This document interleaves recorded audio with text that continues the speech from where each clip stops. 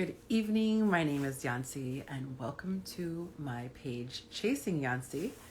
I'm going to be talking tonight about abstinence. So I'm going to go ahead and pin this here. If you are watching on the replay, just type in replay so I can see when you're tuning in. But for those of you who are live, please drop your city and state. I would love to see where you are tuning in from. You guys are in for a treat tonight because I have a special guest. He is going to be joining me very, very soon. Before we talk to him, I want to let you know that if you are already on my email list, you want to keep your eyes peeled because something is happening tomorrow only for the people on my email list. We got Oklahoma in the house, Georgia in the house. Nice. We got Terry Simmons. Hey, buddy. We got LA. Hey, LA in the house. We got Indianapolis, Indiana, Illinois. Nice. ATL. Y'all are on it tonight. But check your emails starting tomorrow, okay? Because it's going out. I don't know. I won't say what time, but it's going to go out tomorrow. So we got Florida in the house, Texas in the house. Nice. If you are on my email list, you have the opportunity to get something. You have a couple of hours to get on there. If you're not on my list right now, just click the Stay Connected link. Hi, Christopher. What's How are up? you? How you doing? I'm doing amazing. Thank you. I love your gray. That's such a nice color on your Thank you. walls. Appreciate it. You're welcome. So I was just shouting out everybody who's tuning in. We got people all over the U.S. so far. So far, I've seen all Cool. U.S. We usually get a couple people from other countries, but it's pretty late when you're outside the U.S. at this point. So, all right. So I told everybody that they're in for a treat because we are going to be talking about something rather juicy tonight. Yeah, I guess you could say that. We're going to talk about abstinence. Or maybe we should say it's dry. No, I'm just teasing. Yeah, I got some jokes. The topic. Okay. Oh, we got Canada. Okay, see, I spoke too soon. We got Canada. So we got two countries representing, because they're still in our time zone, depending on where they are in the country. Right. All right, so we are getting into abstinence, and I have a couple questions. I actually put some thought into this time. I usually like to wing it, but I want to really make sure I grilled you. Oh, we got Fiji in the house. Nice. Oh, that's dope. Yeah. Okay. All right. So we're just going to jump right into it. Well, actually, no. Before we do, would you like to introduce yourself for Australia? Okay, now y'all making stuff up. Y'all really right? Fiji, Australia, waiting until marriage to the baby making thing at 44. Nice. Okay. So before you answer the question I just asked you, since everybody is very, very on it, I love it. They're usually not this engaged out the gate. Everyone's awake. If you're team abstinence, type in team abstinence in the comments, and I want to see how many people are team abstinence, okay? And if you are not team abstinence, you could say no way. Or an emoji that shows your facial expression when you hear the word abstinence, okay? So either team abstinence or whatever expression the emoji represents. But let them know just a little bit about you. Oh, we got some team abstinence in the house. Okay. Yeah. So my name is Christopher King. I'm from New Orleans, Louisiana. I am, first and foremost, I'm a child of God, right? I'm a Christian. That's something I really find my identity in. But outside of that, what I do is not outside of it, but what I do, I'm an attorney, I'm a trainer, I'm an artist, I'm an author. I do a whole bunch of different things, right? Act, model. I kind of do it all a little bit, right? So, hey, that's a little bit of who I am. My biggest thing is just, I'm trying to pay it forward. I'm trying to, make up men, make up kings, right? And then just give back everything that God has kind of given to me. He's invested in me in a whole lot of different areas. And I just want to pay it forward. I want to pay it forward and I want to die on empty. So that's just a little bit about me in 30 seconds or so. But y'all about to find some more stuff out. So I love that. Okay, so I don't know if you can see the comments, but there were way more team abstinence than I think we got like one emoji and one I'm trying. So pretty interesting. I was not expecting that ratio. So really cool stuff. Okay, first question. That's true. Hey, we're gonna keep it real. That's why we're here, right? We're gonna keep it a buck. Okay, so first question is, I feel like mine's so close compared to yours. Let me just back off of it a little bit. In 2022, abstinence is a word that is almost like a dirty word. It's like laughable in certain circles. Okay, if you say That's abstinence, true. I've heard that it is completely unrealistic. I have been told that I'm delusional if I think that men, can or will abstain.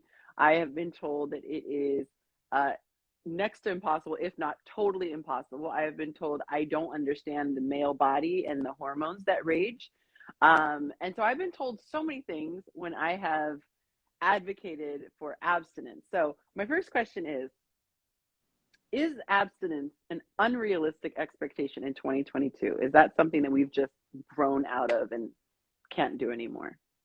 Um, no. The simple question is, I don't think so. I believe it's very possible, right? Um, I, I think it's rare, right? I think you don't see it a lot.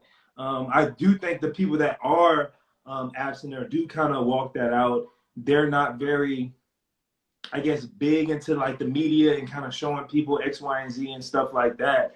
The first time, if we're being honest, the first time we really heard somebody doing that, like especially people that look like us, is the whole Megan Good and Devon Franklin. That's the first time we really kind of heard people kind of promoting it in such a way, and that's relatively new, right? So we haven't. I mean, and you have Russell Wilson and Sierra, so you don't really. There's not like a whole bunch of people just saying, "Oh, I'm abstinent X, Y, and Z. This is how I live my life." But it is possible. I'm a firm believer on it's possible. Is it easy? No, not at all. But it's definitely possible. But that's with anything, right? Becoming an attorney, it's possible. It's not easy. Getting to the NFL, it's possible. It's not probable, but it's so great things in this world, right? Being a millionaire, doing whatever, are not necessarily. It's a rare thing, right? It's not always easy, and everybody necessarily can't do Right. it, but it is possible. So when people are saying it's not possible, they should only speak for themselves. That's kind of what it is, if we're being honest, right? Even when I was, pursuing the NFL and everything like that, you hear so many people that, maybe it didn't work out for them, that they was like, man, that ain't gonna work, that ain't gonna happen, right? Because they feel like they couldn't do it, they didn't do it, whatever the reason may be. People love to, I guess, project what their failures or their, aspirations or whatever the insecurities on other people just because it didn't happen for you, right? Yeah. But I'm here to tell you, man, it's possible. Oh, It's okay. possible. I'm here to tell you it's possible. Not that I'm So y'all, perfect by any means, but it is possible. okay, because I wasn't going to tell your business, but he is telling y'all he is team abstinence and it is possible. And he is a grown man, as you can see. He's got all his teeth. He's fully developed. He's gone through puberty, and it's possible. I didn't want to interrupt you, but I have to give a huge shout out to Brown Wasabi who bought the first badge. Thank you, baby. We eating dinner tomorrow night again. Okay, we got another. Hey, Okay, all right. So thank you so much, love, for that. I appreciate that. I definitely agree. I think that when someone believes something, with it is their belief system. Um, they really do believe that, and therefore they speak it as though it is truth. By the way, guys, because I do see questions being dropped, there is a little icon at the bottom that has a plus sign in it. No, that's the wrong one. That's for adding people. My bad. There is a it looks like a talk bubble with a question mark in it. That's very appropriate for a question. Hit that button if you want to submit a question. What that does is it holds it nice and still, like on a piece of paper, as opposed to the river of comments that float away and then we don't get a chance to see it. Okay, so I'll do my best to scroll through the comments at the end for the things that I've missed. But as far as actual questions you want to ask, yeah, okay. Somebody said Jewish men don't even touch women. It's a part of staying abstinent, and that's a great question. I'm actually going to write down something I just thought about that I wanted to ask. B. Nell, sorry, I try to read it fast before it goes. Thank you for the next badge. All right. Oh, I oh, can't you even got the read my. badges coming, huh? Oh my goodness! Thank you. I need to get like Look, you. when you a content creator full time. Look, you Hey, survive on these badges. I feel you. So thank you guys. Okay, so if you have a question, drop it in that question box, and then we will answer it towards the end. Okay. All right. So as I was saying, I think a lot of people do project that. I had to really be careful and protect myself in all aspects of life when people would try to say things and put them into the universe, as we say. And so I believe words have power. The Bible says there's power of life and death in the tongue. And so I'll do it playfully so I don't look like a psychopath, but I will reject and retract statements that are made for me. Like people used to say, oh, wouldn't that be funny if your daughter was a tomboy since you're so feminine? I was like, I rebuke that in the name of Jesus. She will be feminine, and she's the most feminine little girl ever. Thank you, Mr. Carter. Okay, y'all showing off tonight. Thank you. This is a record for out the gate. So if that's something that you want to do, or if you choose not to do it or don't think you can do it, maybe don't critique someone else or put that onto them, because you might put some doubt into their mind. Okay, so here's my next question. Let's go. There is a theory, not me. I'm just telling you what the streets say, okay? I'm just sipping my water. Some people say that a person who's practicing abstinence is not doing it by choice. What do you have to say for that? Okay, here's the accusation. Oh, yeah, he's probably some dude living in his mama's basement, you know, pimply-faced kid, can't get a date to save his life. Of course he's being abstinent. Right. Is that the case for everyone who's being I'm going to keep it a buck. I do think there is maybe a small community of people that is the case to a certain extent, right? Because if we're being honest. I wasn't even trying to be funny. Sorry. It's good. It's good. To a certain extent, because I think, like, you know, if we're being honest, sex is very easy to get nowadays, right? Just in generally speaking. Right. So I think there's a community of people that you know, they really can't necessarily, and it's not really a choice. It's just by lack of opportunity. But me, in my case, I can guarantee you that's not the case, right? It's not because of a lack of opportunity, right? It's literally making a decision. And then I think people can appreciate it more, right?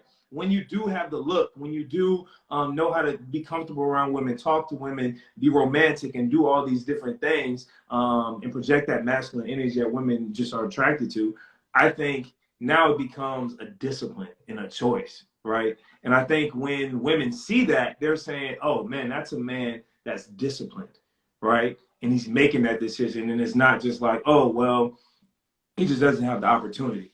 No, it's not that case. And I love that you said the word discipline, because that is a perfect segue to say this. There is, I don't know if you've heard this, but there are women who, when they hear a man, forget abstinence, okay? When they hear that he hasn't impregnated a woman yet, they are highly suspicious. Right.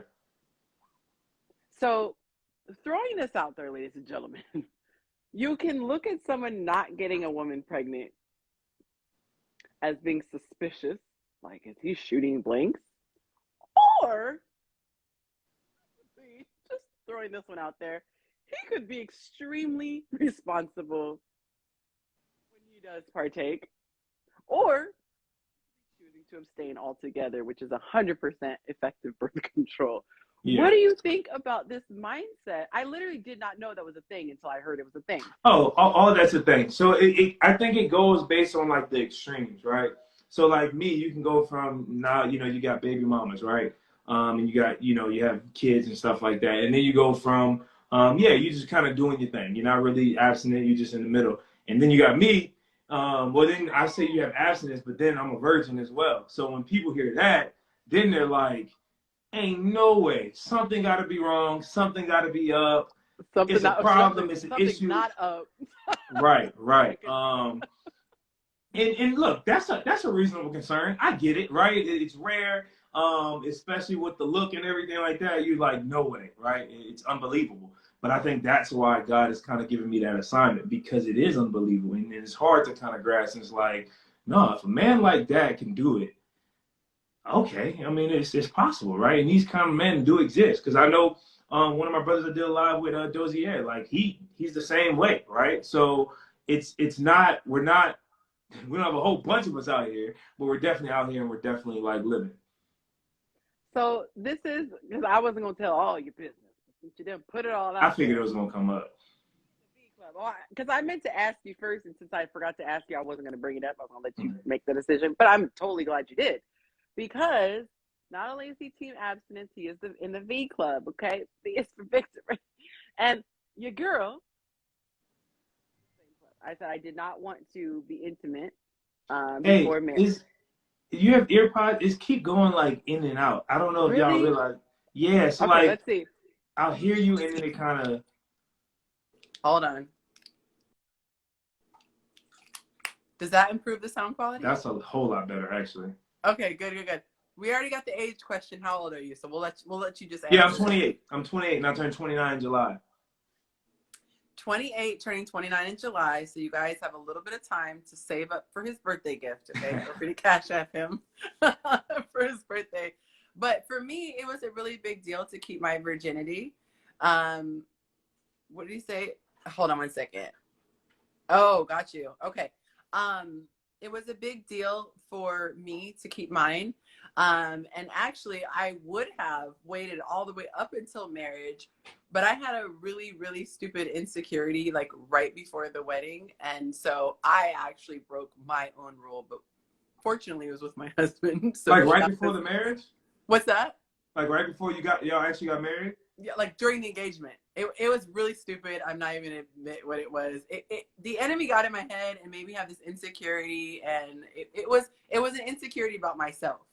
And so it was. You say that, but I feel like that's when it's gonna be the hardest, to be honest. I mean, I don't know. I'm not engaged, but I feel like, you know what? Actually, maybe it'll be helpful if I just tell. Okay. Maybe, yeah. This is what's embarrassing. I wasn't tempted to have intimacy. Okay. What I was wanting to have was affirmation and validation. Okay. I picked somebody who was extremely disciplined, extremely confident, and knew where the line was that he couldn't cross. So if the line he couldn't cross was here, he stayed way over here. So what that did to somebody who was really insecure at 23 was like, well, dang. You thought it was, yeah. Why is it this easy for you to abstain? Okay. So literally, had I not had the insecurity, I would have been able to say I made it all the way across the finish line. But this is how dumb my strategy was. Maybe I'll just see if he's turned on, and then I could just turn it back off. Yeah. And be like, good luck with that. It didn't work that way. Not I was like, okay, you passed the test. Cool, I can turn you on. So dumb. That's why I say this is important conversation to have, because have these conversations. And, I don't think you should torment yourself. I think it's also good to let the person know, look, don't get it, don't. Sorry, I read that comment. To say, don't get it twisted. I definitely am attracted to you. This is just what I'm willing and not willing to do, because I don't want to, I think communication is really necessary, especially in those situations, because I think sometimes when you don't talk about something, because I could have just opened my mouth and said, hey, are you attracted to me? He could have been like, heck yeah. But I didn't find out till later that he was like, no, I literally had to keep you like this because, I ain't trying to, whatever.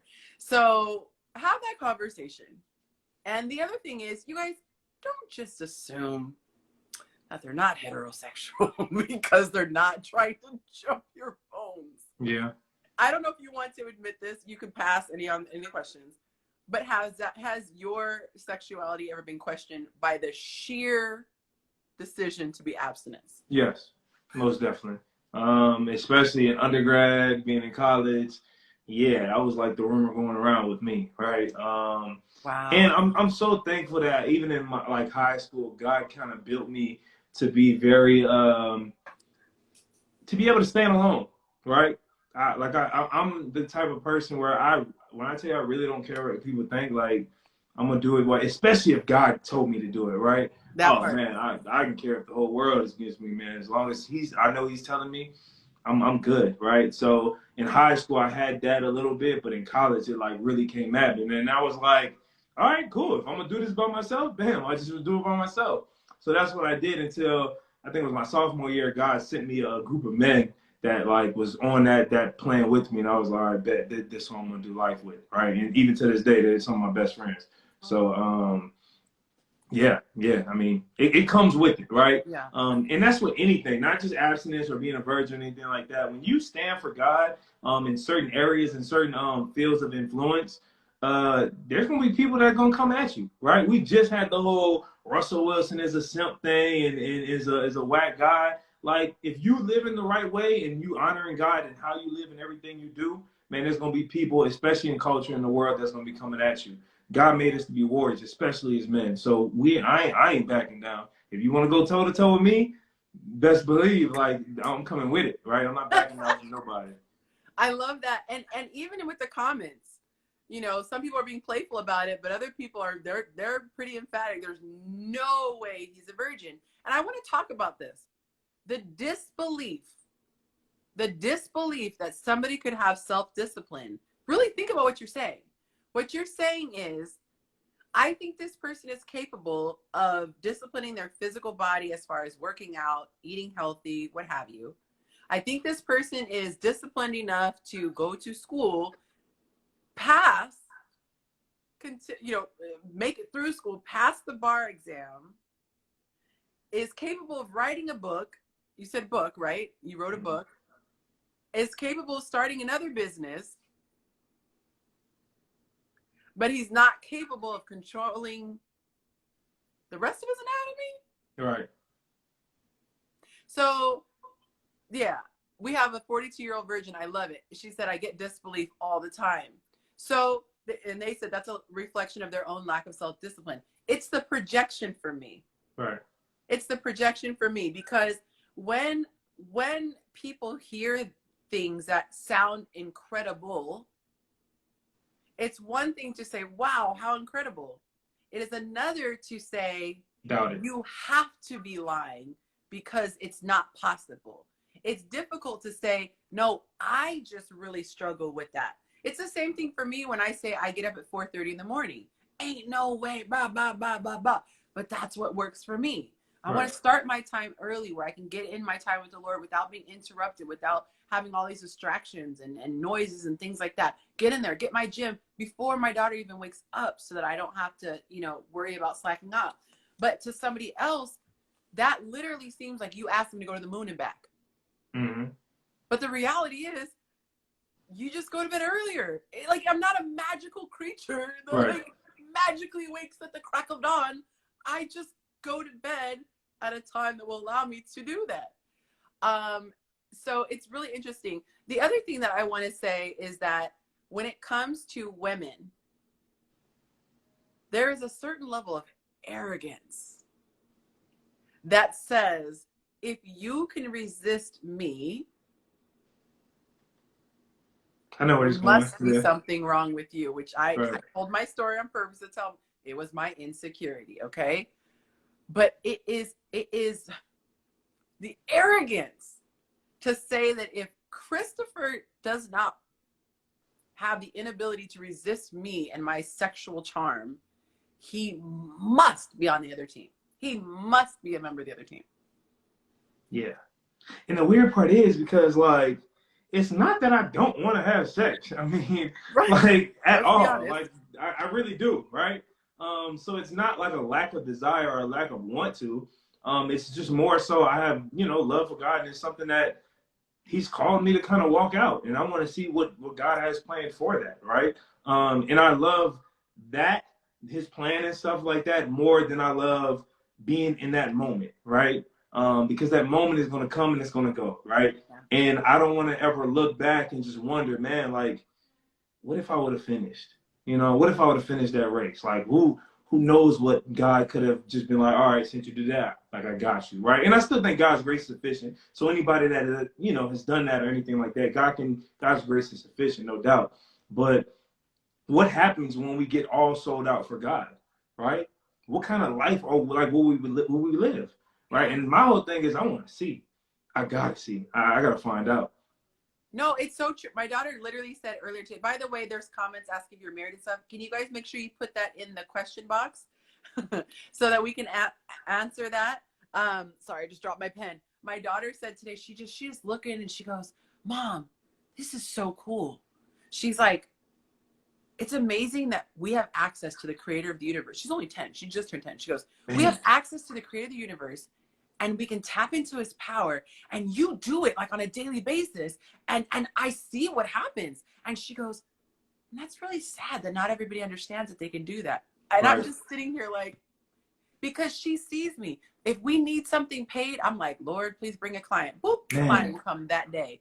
Lord, I'm struggling with this. I don't want to pay for this course. Someone out of the blue. Can I do this and just you be my case study? I'm going to give you this couple $1,000 product for free, because like she sees it over and over and over and over and over again. And as you mentioned, and I'll do the verse, he says he wants to do exceedingly abundantly above all that we can ask or even fathom. So if your desire was for this, God's like, take it all the way and like send it on the rocket ship to the moon. That's what I have planned.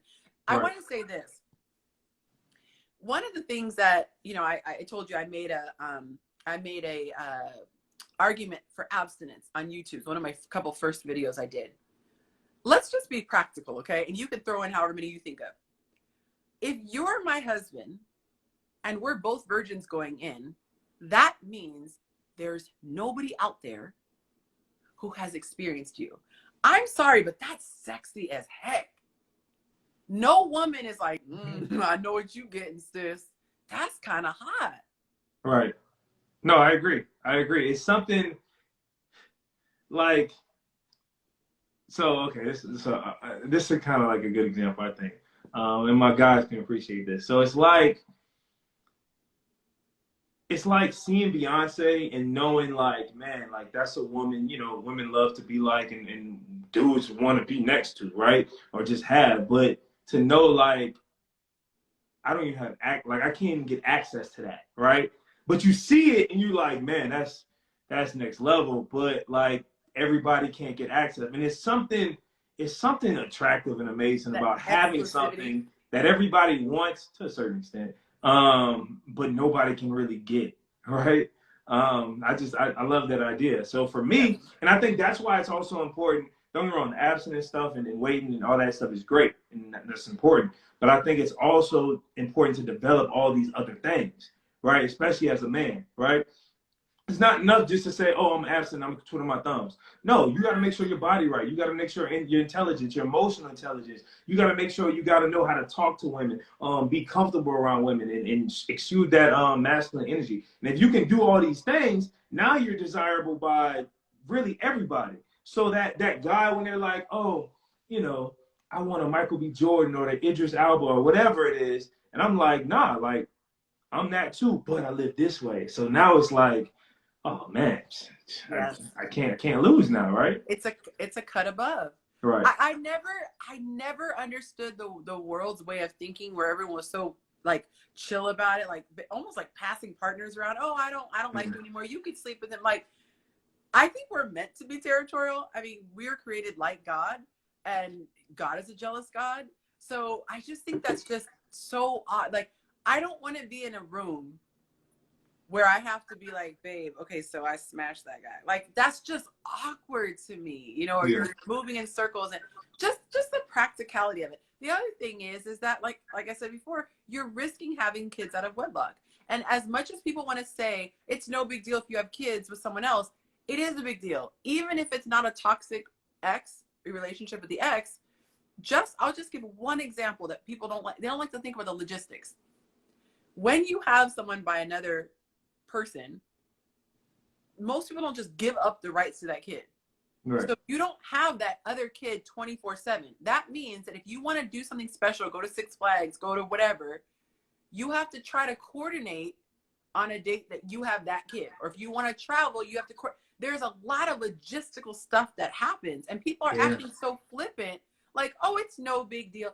There's so much that goes into that. Not to mention, if the kid is adorable and sweet, and you guys end up having kids together as your current family, now this kid feels left out because he's missing out on the stuff that happens on the weekend. He's not there, and then the siblings picture. Like, we have just created so many variables. Chaos. Right. There's so many variables. And look, it definitely can be successful, but like I said, it's just more variables that go into it, right? And then now you got to say, oh, well, Is the baby daddy instilling certain things into the child or completely different things? What about the new guy? Is he doing like, and then it gets very complicated. Now it's possible, right? Like I said, God's grace is efficient. But like moving forward, you want to be as, you know, you want to put yourself in the best situation, right? I think that's where people get it confused. I like that you clarified. It's not that we're saying you're just screwed, just, man, forget it, call it a day. If you have a kid either out of wedlock or you're divorced and you have kids, that we're not saying that. We're saying if you have a chance to have a fresh sheet of paper and you have a choice to have a crumpled up piece of paper with everything written on it, why would you proactively go into the situation already eliminating your odds? That's like when I say to people about fitness. This isn't about shaming people who are out of shape. It's about just being practical. If you understand that the more fit you are, the larger number of people, the larger pool you have to choose from, because not everybody is just going to look at your personality from across the room. They're going to see your figure from across the room. So that person who maybe would have liked your personality didn't even get a chance to meet you because they're, you know, the package. So it's just. Man, you're right. You're right. Ugh, okay. And if we're being honest, like, and this goes with everything, not just, you know, having a kid or anything, but like, there's certain things that if you're not working at, or if you're not growing at, or you're not doing or not doing whatever, you're not even gonna get access to. And nobody's gonna tell you. It's just, you're just not gonna get access to, right? So like if you, for example, like if you're a dude and you're completely out of shape and you don't care, you know, how you look, how the suit fit and X, Y, and Z, there are some women that's not even gonna look, like literally not even look your way, right? And yeah, you can say it's a bad, you can say whatever, but that's the reality of it, right? But you get that suit, you get the way it fits, you get that body right, the way it cuts and everything like that, man, you're gonna see when you step out the room, man, that whole notion that, oh, women don't shoot they shot, man, that's coming from dudes that ain't doing it right, because y'all, you know, obviously women, y'all definitely do, right? But it just, you gotta be moving a certain way for that. Yes. Right. And what the women will do is they're like deer, you know, when you usually have to hunt the deer. The deer will come as the deer, and we'll put ourselves right in front of the target, like shoot. Yeah. So technically, we didn't shoot our shot, but here's the gun, you know, whatever that's called. So somebody said it can work, and so I'm going to say this again because maybe they jumped on, and they didn't hear the part we said. We're not saying it's not possible.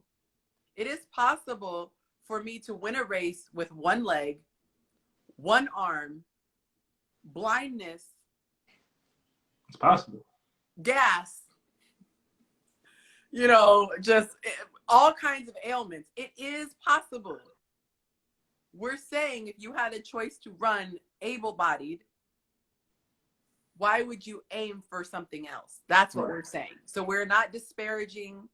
Shoot, I'm separated right now from my husband because I was foolish and walked away 7 years ago. So clearly I'm no place to judge, nor am I judging. I'm simply saying this is a thought process. And when I was single, I had an opportunity to date someone with a kid, and I was pressured by my friends, give him a chance, you know, da-da-da-da-da. But logically, I was like, I'm a virgin with no kid, obviously, with no kids. Why would I want to start the process with someone who already out the bag has this? And I got so much heat for that, being judgmental and blah, blah, blah. But I'm like, this is my life's path. And now, everybody has that right to choose what they want to do. It's just that. Right. So would I ever advise someone to go out and seek someone who already has kids? No. If you're single with no kids, I strongly recommend that you stay in your lane. This is the other reason why. This is practical. Everyone wants to talk about the glossy. What it could be. Yes, it could. But understand. It could be the best decision of your life, right? Right. Or it could be the worst. What you're taking on. If a woman has, let's say the woman is it's her first child and he's already had one. There's a difference between your first baby. Don't come for me. There's a difference between your first baby and your second, third, fourth, fifth. That first baby, you're like, everything you're paying attention to, everything is so exciting. And as much as you're excited for the second kid, you never can duplicate the type of excitement that first, because it's your first. So this woman, let's just say hypothetically, she's about to have their first baby. he's not going to have, he can't fake it. He cannot have the same exact emotions, even if he wants to. So I'm sick of people trying to make it seem like the exception is the goal. I'm here to keep it 100. No, I it's think different. Yeah. It's just different. Okay, so the next question. Sorry, I get so fired up. No, we good. Let's get it. Next one. All right. So actually, I didn't even realize I went into number 3. So the benefits of abstaining. I think we've kind of rattled them off. A lot of them. Someone saying they disagree. I don't even know what could be disagreed with, because it's physically impossible to have a reaction about a second as equal to the first. That does not mean you cannot be excited about the second. I've had 2 kids and I was ecstatic about both. It is not the same as the first. Love you, daughter. It's just not the same. That's the whole point. It's the first. Yeah. Okay. So, how is, let's do some tips. Let's just say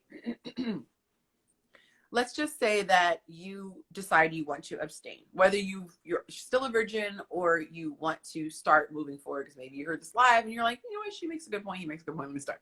Let's just say you want to start. I believe that abstinence does not start when 2 people are naked, breathing on each other, sweat dripping, and going, I'm not going to put it in. I think that abstinence starts like way before that point. Yeah. I think a lot of people try to abstain when they're like, gah. Yeah, you setting yourself up for failure. Yeah, but I'm gonna keep it real. I'm gonna keep it real with everybody, right? Especially in college and undergrad when I was younger and stuff. Man, I put myself in some horrible situations, right? To where I was literally, like you just said, a move from like going to the other side, right? But man, I had this. Right. And I'm gonna be honest, I had this one experience, right? And I can remember it like a T. I was in the bed and whatever like that, and like in the corner of the room, right, the top corner of the room, I felt the Spirit, I felt the Holy Spirit was just like, man, don't do it. I got something for you, right? And like I felt it so strong, I literally had to just stop everything I was doing, right? And I was like, man, okay, I gotta stop, right? That's a blocker for sure.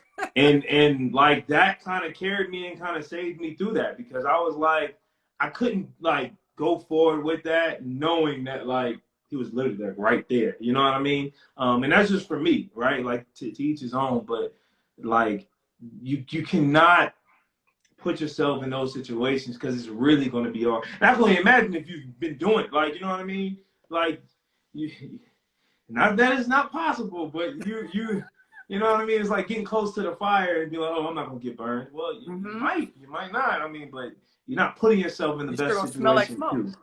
Right. And I think that's a great point. I had so a guy that I dated before I got married, he ended up marrying.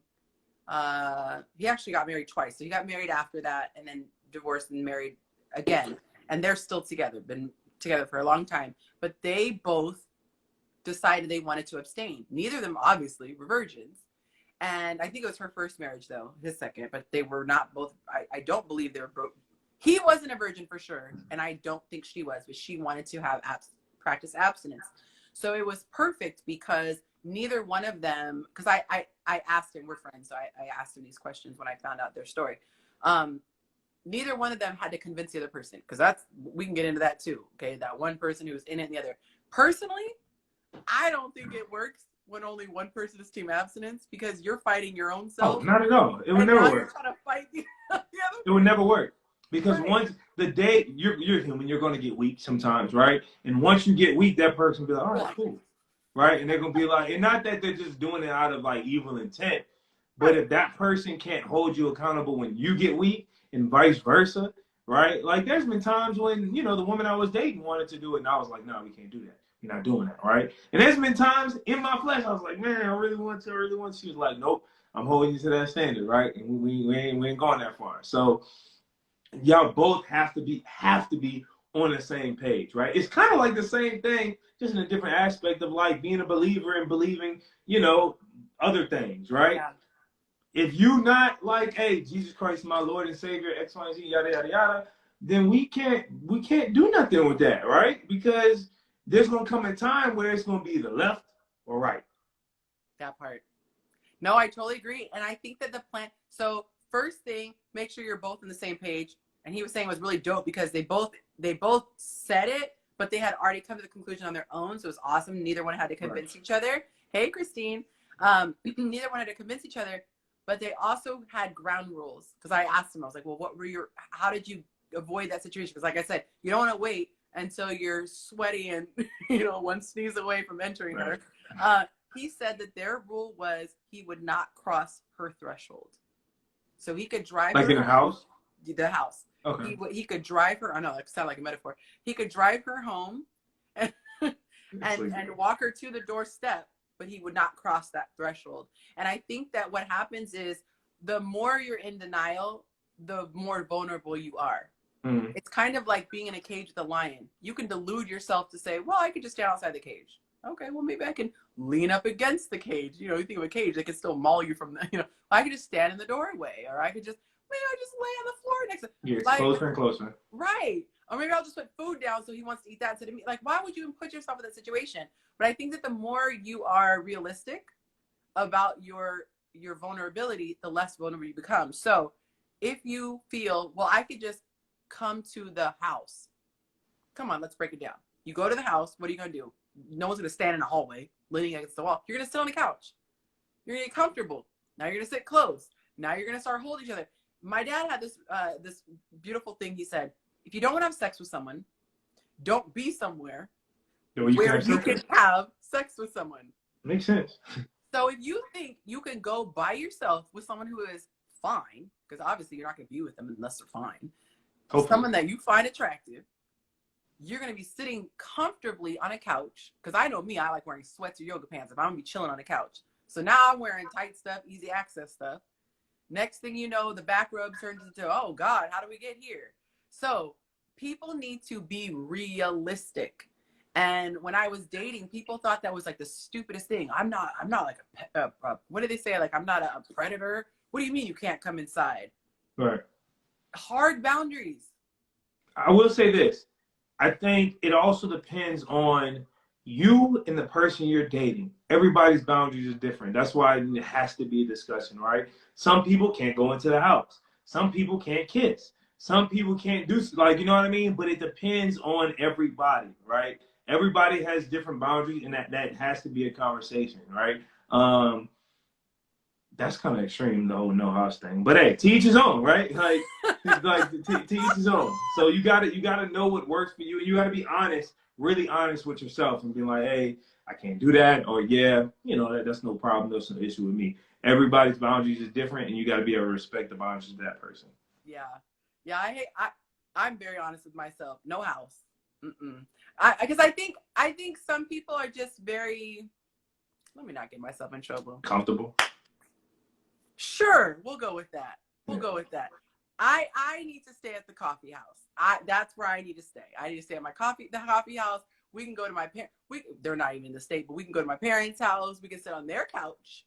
But what we're not going to do is go inside a house. We are not. Yeah. We are not. Y'all, look, I plead the fifth. Okay. This is the other thing, though. As a woman, I think this is also the difference. If I had $1 for every guy who said that they would respect my boundaries, let's just say I wouldn't need Instagram badges, okay? I would be set. People get offended. I'm not a predator. What are you implying? Rah, rah, rah.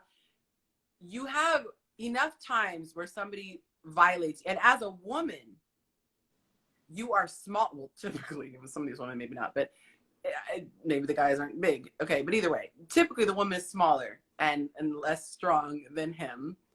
And so you have someone who can overpower you. That's a very scary situation to be in.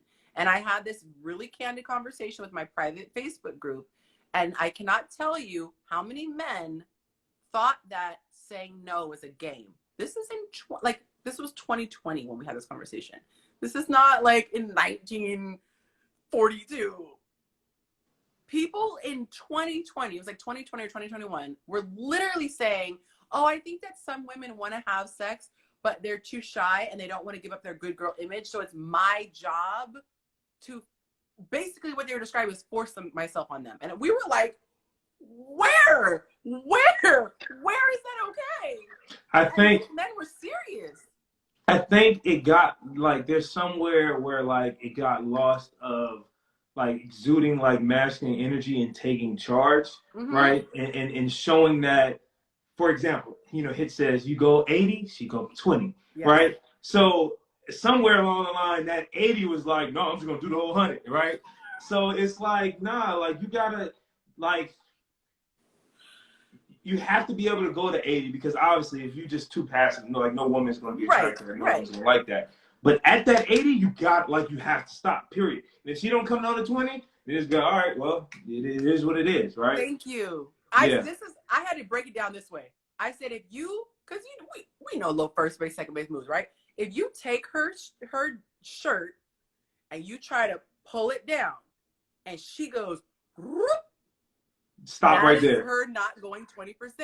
You might as well just leave at that point. Like don't even play with that, right? That's nothing to play with. So no, I feel you.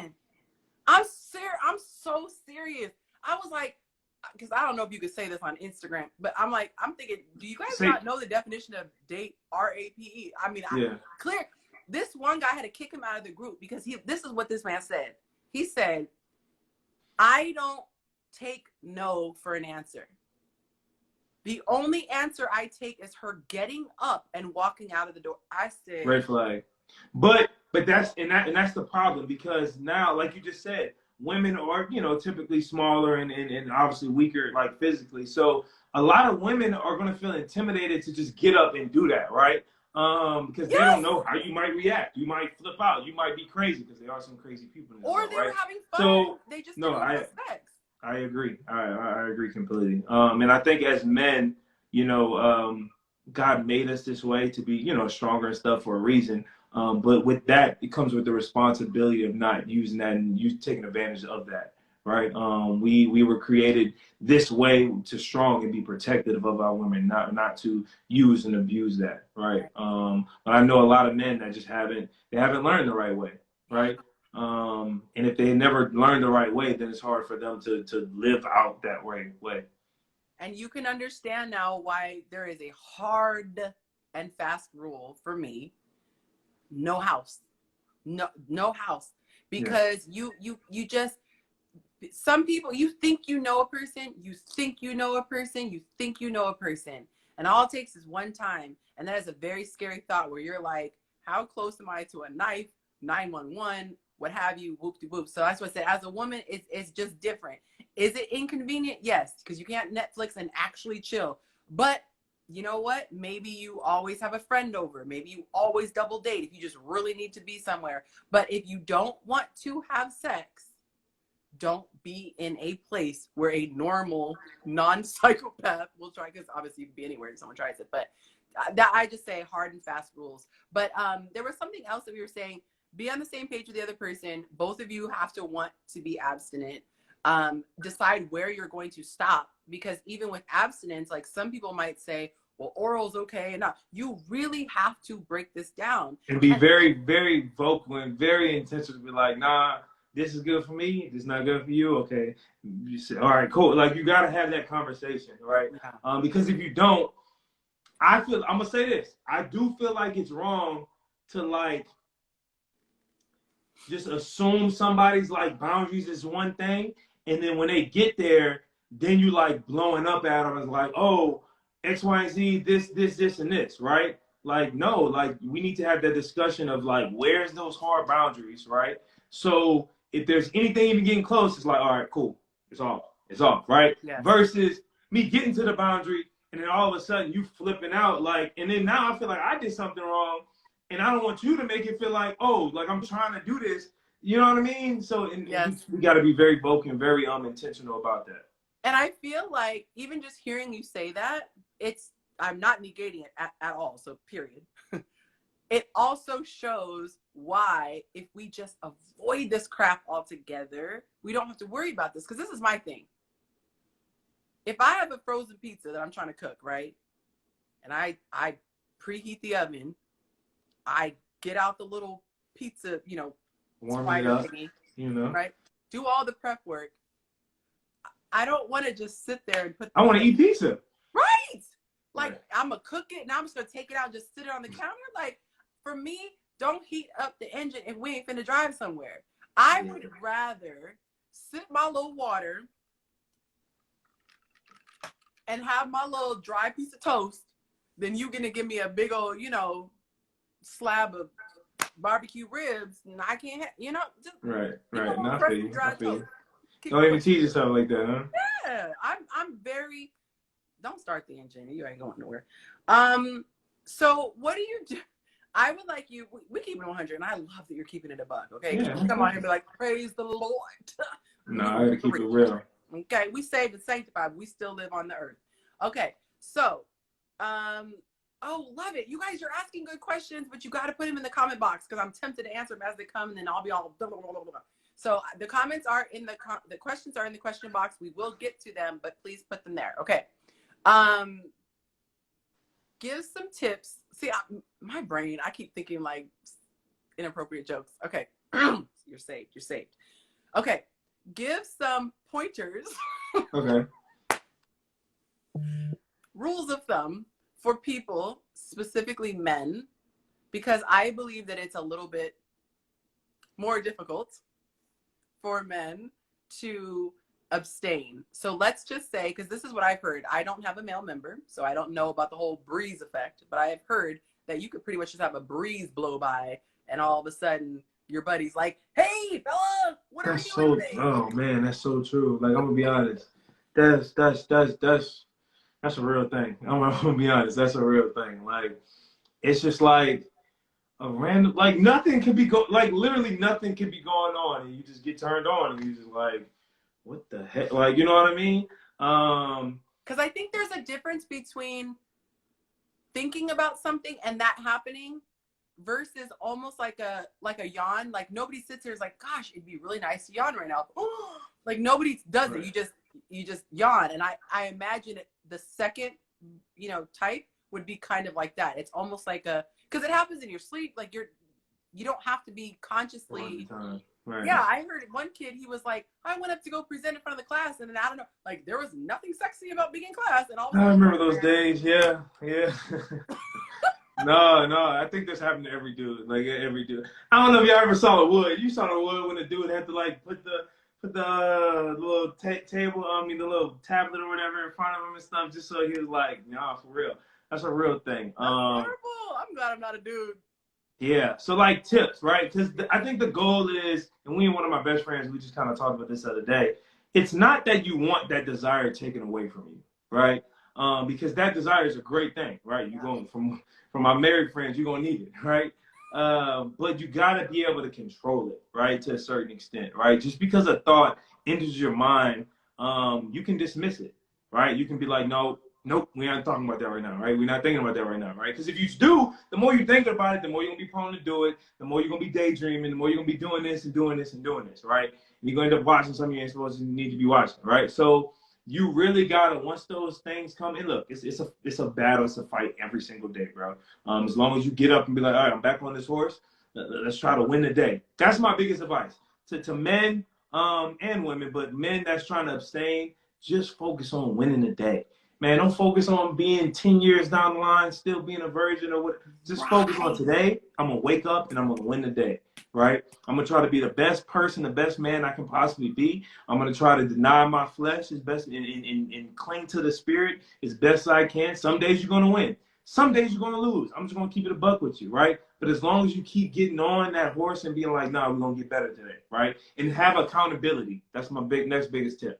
Have a group of men that can call you out and be like, man, you slipping, right? Man, come on now. You need to get better at that, right? Just like how you do when you bench or when you work out, you got somebody that's going to hold you accountable, making sure you're doing all your reps.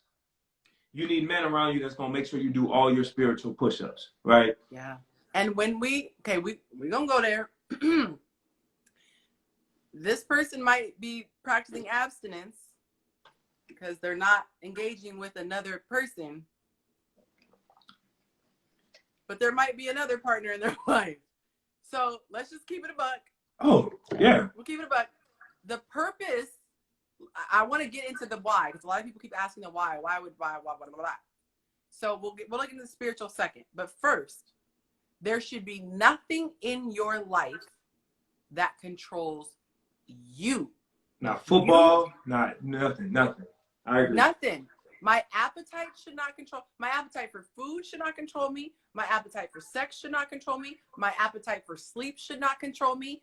I, the being, we are a human being. The being that is Yonci, the being that is Christopher, should be the one in control at all times. Even if I'm tired, I should be able to will myself to stay awake. Even if I'm hungry, I should will myself to be able to fast.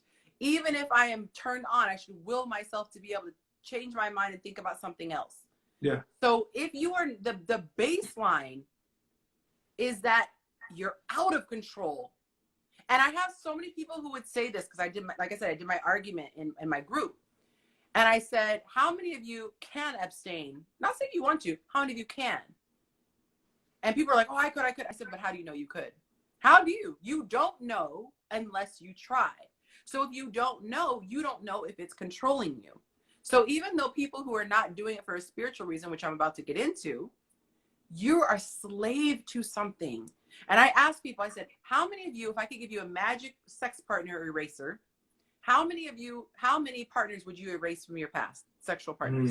And from what I hear, everybody would erase a whole lot of people. 80 to 90, it was like 80 to 90%. 80 to 90% were like, yeah, I would. I wouldn't have got that girl pregnant. This one wouldn't be a spaz, because, you know, women, we get a chemical that attaches us to you. So this chick is on you now. So many people that they really regretted sleeping with. So imagine if you could control yourself more, you would make a lot better decisions. And even if you don't want to do abstinence, maybe you don't sleep around as much, or maybe you take longer before you sleep with the person. But let's get into the spiritual reasons. Okay. Yeah. So I'll start and then you can give yours. As a believer, well, all of us, whether you're a believer or not, your body is the temple, is your temple. And so that is the place where the Holy Spirit dwells. And so I said, all the other things that you can do to hurt yourself is outside of your body. This is the thing that you can do to disrespect your own body. And when you have intimacy, you are literally bringing in another energy into you, because sex is meant to be a bond in the spirit realm. It's meant to make man and woman become one flesh. You are literally one flesh in that moment of intimacy, but spiritually you stay connected. That's why the Bible says what God That's what marriage is. That's essentially what marriage is. Right. What God has put together. Well, this is the thing. This is the statement that I came up with. There's no premarital sex in the Bible. There's just sex, and sex is marriage. Sex is marriage. So if you had sex, boom, dun, dun, dun, dun, you just got married. You just got married in the spirit realm. And so what God has put together, let no man tear asunder. And so these people are combined in the spirit realm. And now you're introducing all these different things, which is why it says, be not unequally yoked. It's okay if you're one with someone who's walking according to the same spirit as you, because you're walking together. It's like a three-legged race. You're both going the same direction. But now you try to split this thing apart. A piece of you and a piece of him is going, and it's just a hot mess. So one, you are taking care of yourself selfishly. You're protecting yourself from all the soul ties that you're going to create, which that's a whole other thing. But two, you're honoring God with your body. You're saying there is nothing out there that's more important than you, God.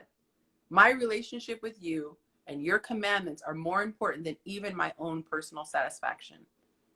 And so there are things that you can do so that you're not suffering. We're not, clearly we're not living a life of suffering, but that's the reason we start. But go ahead, please. Yeah, and I don't care who you are. If you're trying to be and become and do everything that God has created you to do on this earth, you're going to have to learn the principle and the skill of dying to yourself, right? If you do not learn that, you will never become everything that God has created you to become, right? And what do I mean that? I mean that in all aspects, from fasting to denying sexual temptation, to serving when you don't want to serve, to shutting your mouth, so many things you don't want to do. You're going to have to do it because God is going to call you. And you can look from everybody in the Bible to even Jesus Christ, right? God's going to give you some things to do that you don't necessarily want to do, right? And if you cannot submit yourself to what God knows and what he's calling you to do, then you're only going to reach a certain level. Now, can you still be saved? Yeah, you can still be saved, but you're going to be missing out on so many things that God wants to do in you and through you because of your lack of just dying to yourself, right? So that quality is extremely important, especially as being a man, right? Because if you can't die to yourself, there's no way you're going to be able to die for your wife. No way, right? So when you're single, and this is a tip, I'm kind of going on a rant, but if you're a single man, you need to learn that skill, right? You need to learn that skill before you get married, right? Because when you get married, we talk about a submissive wife.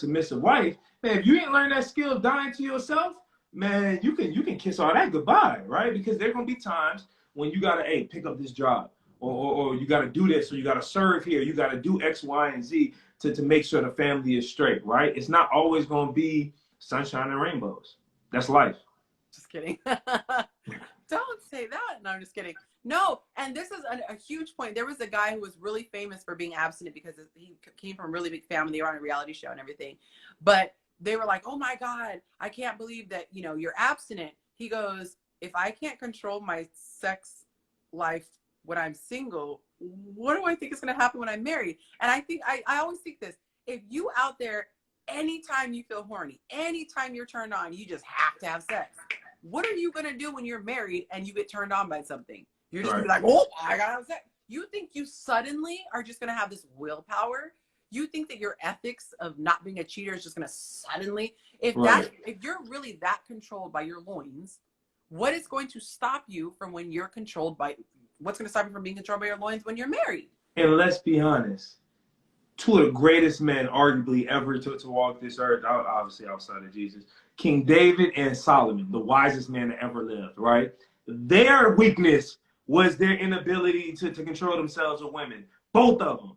So you telling me, one, you saying you just such a better man than this guy, right? That you can not work on this and you'll be good all throughout your life, right? But if these two men, that was some amazing men that obviously, was substantial in the Bible, right? If they fell to their sexual urges, that just shows you, bro, I gotta be on this. Hello? I gotta stay on this, right? It's an important thing. And who knows? I mean, obviously I'm trying to think about this too much, but who knows what Solomon and King David could have done if they would have got that, in check. Who knows what they would have done? Because there was stuff that David wanted to do, remember? And they said, sorry, you can't, you have too much blood on your hands. Your next generation is going to see this because of X, Y, and Z, right? Yes. And I want to say this part. So in the natural, because for those of you who are not believers in Jesus Christ, you have the natural and you have the spiritual. So the natural person, eating, drinking, whatever, the spirit, that's your heart condition, the non-tangible stuff. But here's the thing. In the natural, you don't even add God in there. In the natural, the person who is disciplined exponentially betters themselves just with self-discipline. They could be an atheist. An atheist who has self-discipline is going to have a better life, possibly, than even a believer who does not have self-discipline. I mean, I'm going out there by saying that, okay? No, that's fair. Because there are natural laws, gravity, things like that. There are natural laws. The early bird gets the worm. If I start my day at 4:30, my life changed when I started getting up at 4:30. Literally, my life went like this to night and day. When I stopped being a night owl and I forced myself to be a morning person, my entire life changed. I started losing weight. I started eating everything. But then you take the believer who exercises self-discipline and he does it in order to honor God, and he taps into the spirit.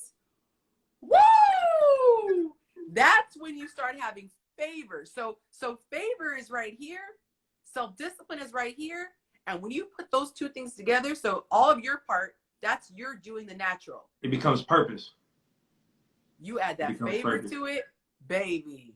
So Right. it's like for you, you get up, you eat right, you work out. Okay, that's all you can do in the natural. What God could do is send someone to you to say, oh, I want to pay you $15,000 to put up these 3 posts because I need you to da-da-da-da-da-da.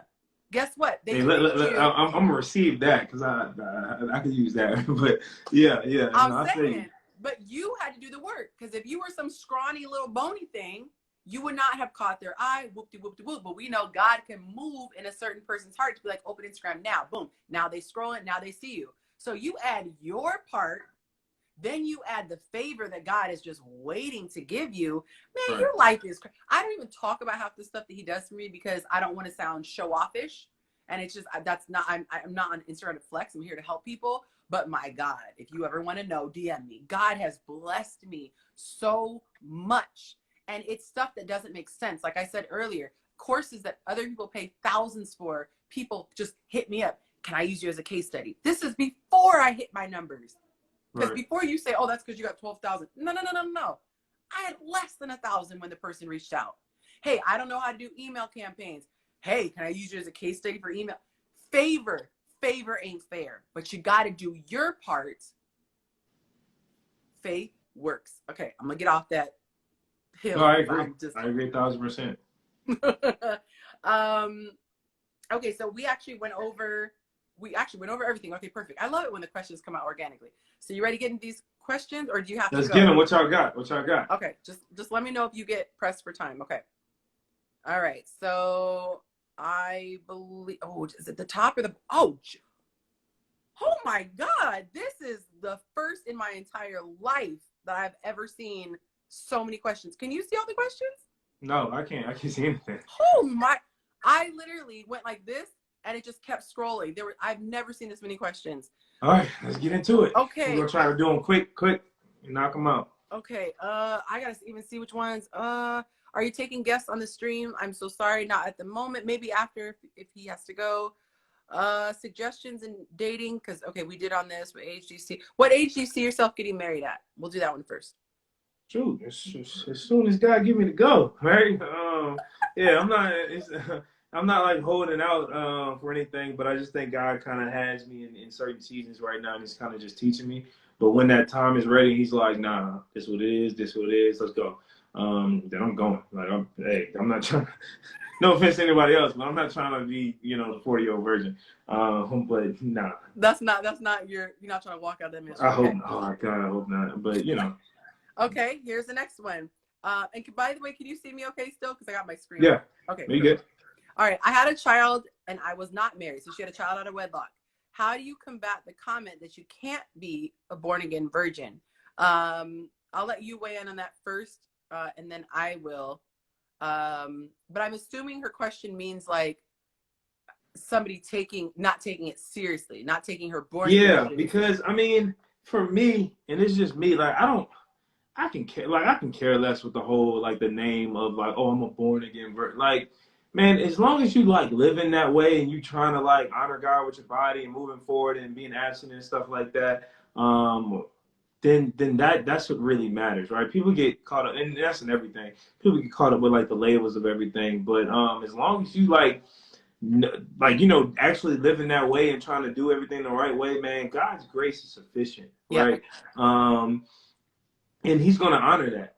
I don't care who you are. He's definitely going to honor that. And He's going to give you the grace to kind of walk through that and do that. You cannot, and like I said earlier, as being a Christian and trying to walk this life or trying to do anything, you gotta have tough skin. Yeah. I'm just gonna keep it a buck. Like we in today's society, in today's world, you gotta have some tough skin, right? And yeah, you got people, saying and counting back. You gotta be able to be like, no, all right, bet.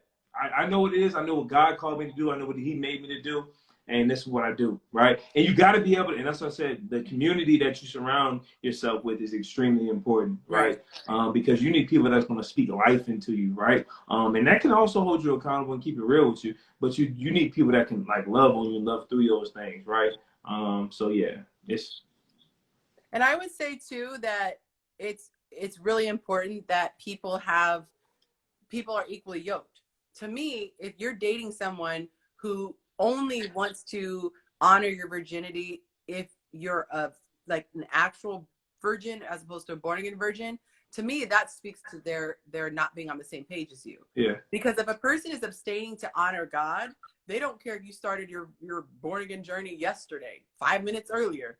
The only people who I've seen have an issue with that are the people who want to smash, and it's harder for them to respect it because they're Right. going, well, at least if you're a virgin, I can respect that. You're not doing it out of respect for the virginity. You should be doing it out of respect for God. So I personally wouldn't worry about a person who doesn't take it seriously because they already disqualified themselves for being a partner. True. So, and with that also being said, like I will say this, you gotta understand it too, right? So like I think it's unfair for you to be, you know, let's say you had a kid or something and you was like, oh, I only want to date a virgin or something like that. You gotta, come on now, like if you're asking for grace, we also gotta extend that grace as well, right? And for me, like a question I get all the time is, oh, like, do you have to date a virgin, right? Or are you looking for a virgin? For me, it's not. Like I'm not. That's not like a checklist I kind of get. If you are, cool. If you're not, you know, cool. It's about how you living moving forward, and also have you healed from your past relationships or experiences or trauma or X, Y, and Z. Right. If we're on the same page with that, then you know we good. Yeah, and I definitely don't think that she is, just to clarify, I don't think she is looking for virginity, but as far as the agreeing to abstain. Right. So yeah. Okay. Right. So, let's see. Oh, I love that. A massive thank you for me and you for hosting this live. As a 42-year-old virgin, watching this is incredibly validating. I love that. Okay. Keep it up. All right, let's see. I don't know why, for some reason, they're putting stuff in here from my my stories, because I posted something in my stories. So sorry, I'm just scrolling through. Okay. This makes me feel a lot better because it's not too many questions to answer. Where's the next one? Okay, if you and your future wife opt to have a child, how easy or hard do you think it would be for you to abstain once she's pregnant? That would matter to also abstain from sex. So I think what they're saying is, once she gets pregnant, which I would assume it wouldn't be hard because you've already practiced abstinence. Right, but I thought, I mean, I don't know, I never explained it, but I thought you can have sex when you're pregnant. She said once she's at a pregnant phase, that would mandate her to abstain. So she means, so there is not a set, as someone who's had children, there is not a requirement for all women to not have sex. They actually encourage it because it will induce labor at a certain point. So I have not heard of a healthy, you know, full-term pregnancy where they're like, okay, at this point you stop. Where you have to stop having sex is after the pregnancy, after the birth, because there's a lot of trauma that's happening and it needs to heal. So, you know, it's like having surgery. You don't just, you know, you wrap it up. How long? Yeah. So, how long is that normally last? 6 weeks is the minimum.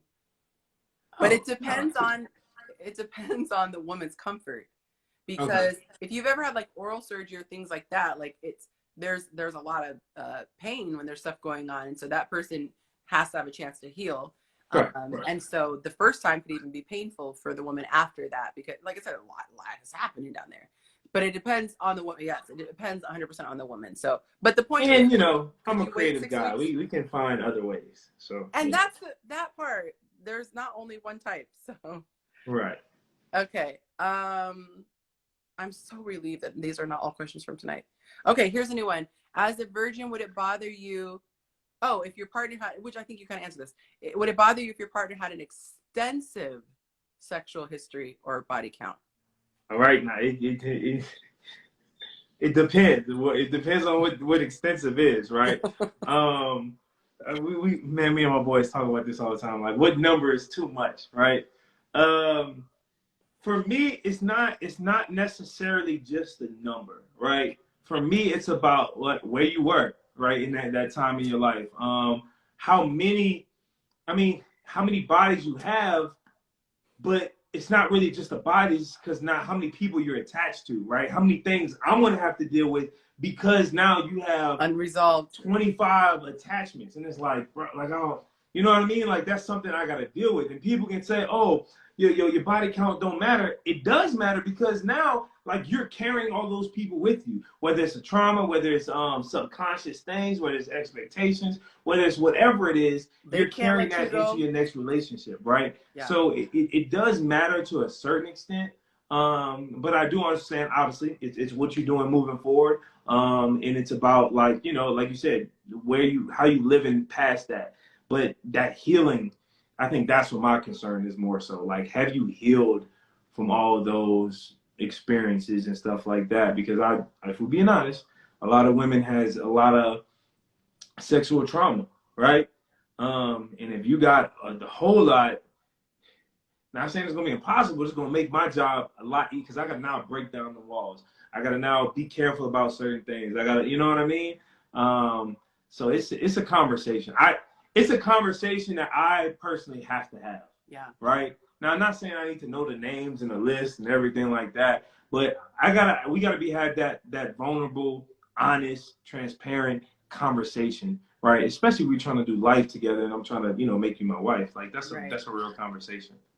And I think that with women, it's important to note that women have a chemical that's released. God made us to where we bond. And I think this is actually very interesting, because in the Bible, there were concubines and multiple wives.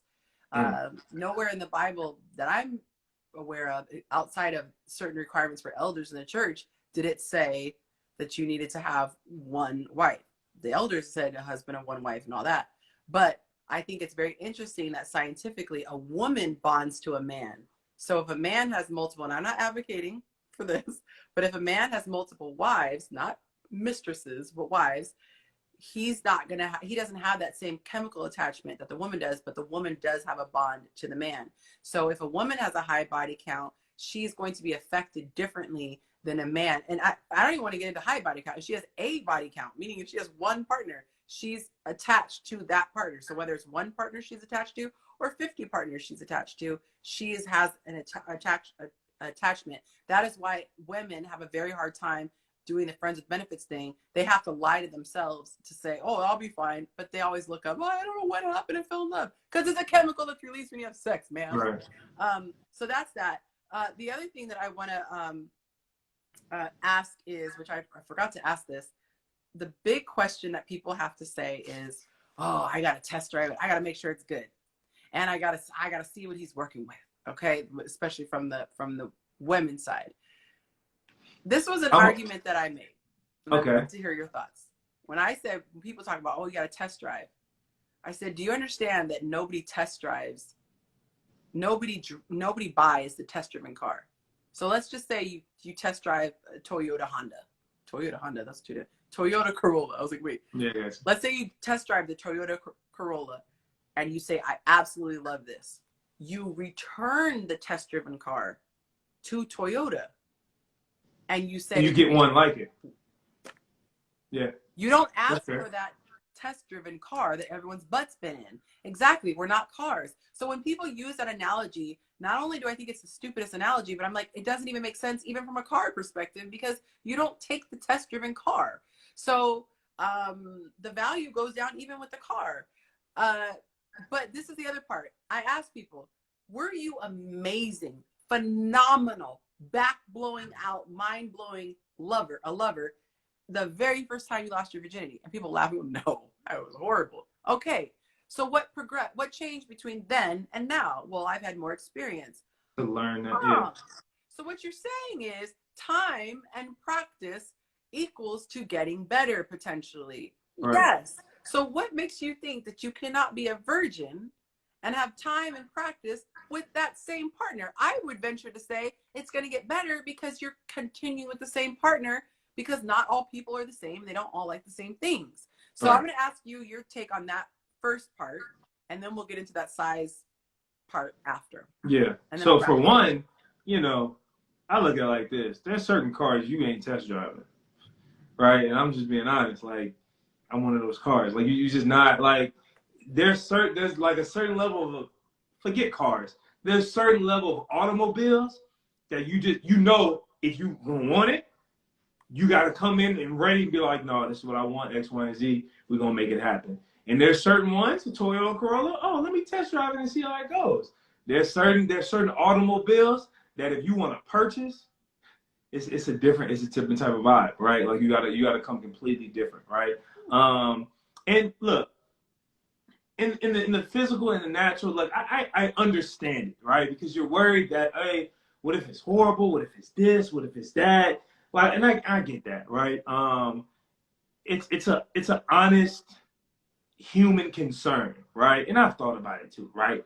But that's when you gotta like really lean on your faith, right? You gotta understand, and I believe God is a good father, and my father that's on this earth gives me amazing gifts. So how much more than a heavenly father would be able to bless me? Come on right? now. So if I'm doing this and I'm giving it my all in X, Y, and Z, I cannot. There's no way God is gonna give me a woman to be my wife that's gonna be like trash. There's no way. There's no way. Just like now, there could be a learning curve, right? I mean, we have the rest of our life to learn and get better, but there's no way it's gonna be just like horrible.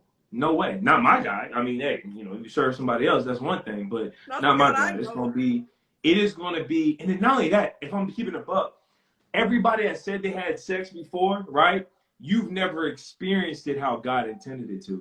So you don't even know how sex really could, you know, be, because you've never experienced it the way that God intended it to. Like, hopefully, you know, God willing, when the first time I experienced sex, I got God right there with me, right? Like, and everything I'm doing, like, he giving me a superpower, right? There's been workouts and stuff, and there's been things, and whether it's taking the bar or doing my pro day, to where I was just floating, and it was just like the spirit was just moving through me. I pray and I hope it's something like that, right? To where it's like, man, I don't know what just happened, but that was something like, it was on a whole different level, right? Because now that spirit was working through me, right? And it was a blessing to God, right? Because he was like, this is how it was meant to be, right? And I think as we seek and as we try and as we work towards experiencing sex and everything how God intended it to, man, we reach a whole different blessing that's going to satisfy us more than we can even imagine, right? You better preach. But it goes down to your faith. I think the devil tempts everybody. Every sin is rooted in, do you really trust God? From Adam and Eve all the way down, do you really trust God? Right? So even that sin of being like, oh, I got to test drive the car, ask yourself and keep it on it. Do you really trust God? Do you? You better speak that truth right now. And that's a real thing that we all, and that's with everything. Do you trust God that he's going to provide for your family? Do you trust God that he's going to lead you in the right way? Do you trust God that he's going to send the right people? Whatever it is, the devil's going to try to convince you, do you really trust God? Because what they're saying is, I don't want to risk getting and I'm going to put it in my own hands. What's that? And he said, I'm going to put it in my own hands. As if anything you've ever done in your own hands works. Hello, somebody. The verse that y'all, I'm sorry, but to me, the scripture is hilarious sometimes. Like, I'd be legit laughing. He said this. He said, if you as humans, he said, hey, y'all are evil. He said, y'all are evil. If you as humans know how to give good gifts, which you reference this, he said, what do you think I can do? I'm literally perfection personified. So here's the thing, exceedingly, abundantly, above all that you can ask or even think. And people think they understand sex because they know the anatomy and this goes in here and this does that. They don't understand the psychology behind sex. There is a psychology, a woman's body, and this is secular scientists. A woman cannot experience maximum pleasure unless mentally and emotionally she is completely relaxed. You don't feel relaxed until you feel safe. And guess what? You don't feel totally safe until you feel you have a total commitment. When you are with a man who not only has stood before all of your friends and family, but before God and said, I will give my life for this woman. He puts your name, he put your name on his bank account. He said everything. You don't think that's going to be better sex than the dude that you don't know if he's going to break up with you the next day or if he's going to get up and leave that night? Bye. Goodbye. Yeah. So I mean, I get the test driven thing, But like you said, you got to ask, like, do you really trust God? But I will say this, and kind of going into the next kind of aspect of the question.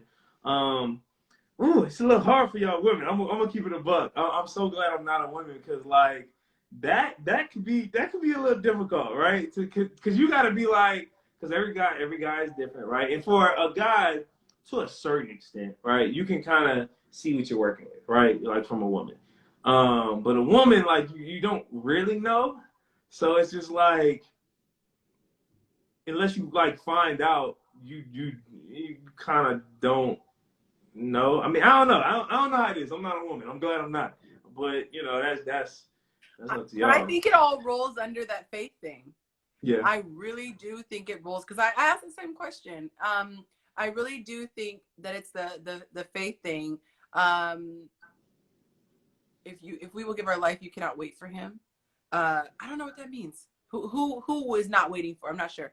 But I think that whole faith thing and how it's going to work out. And I think the other part of it too is not to downplay the intimacy part, but your entire relationship should not be based upon that. Because like we always say this, God forbid something happens and that person, you know, something changes and they whatever. You cannot base your entire relationship on such a small aspect of it. And you'll even get to a point where both people don't even want it. You know, you get so old, there's some people who just say, well, we're just not into that anymore. But also, if you really look at the scripture, there were times that he even called the husband and wife to abstain. Right. And I do believe, this is my theory, but I do believe it's just a simple reminder that they have to remember they are in control. Meaning not God, but meaning they're in control of their body. We need to be able to crucify our flesh. And now, with that being said, because I saw a live you had the other day, and they both were in agreement to abstain for the reason of getting closer to God, right? It wasn't one playing a sex card and being like, oh, you just not going to get none because I'm mad at you or X, Y, and Z. No. We're not doing that, right? Especially not my marriage. Yeah. Right? But if there's times where, like, no, we got to, you know, kind of just put that to the side, just like fast or anything like that, and we're going to like dive into this and we'll really, you know, get into the word. I think that's extremely beneficial, right?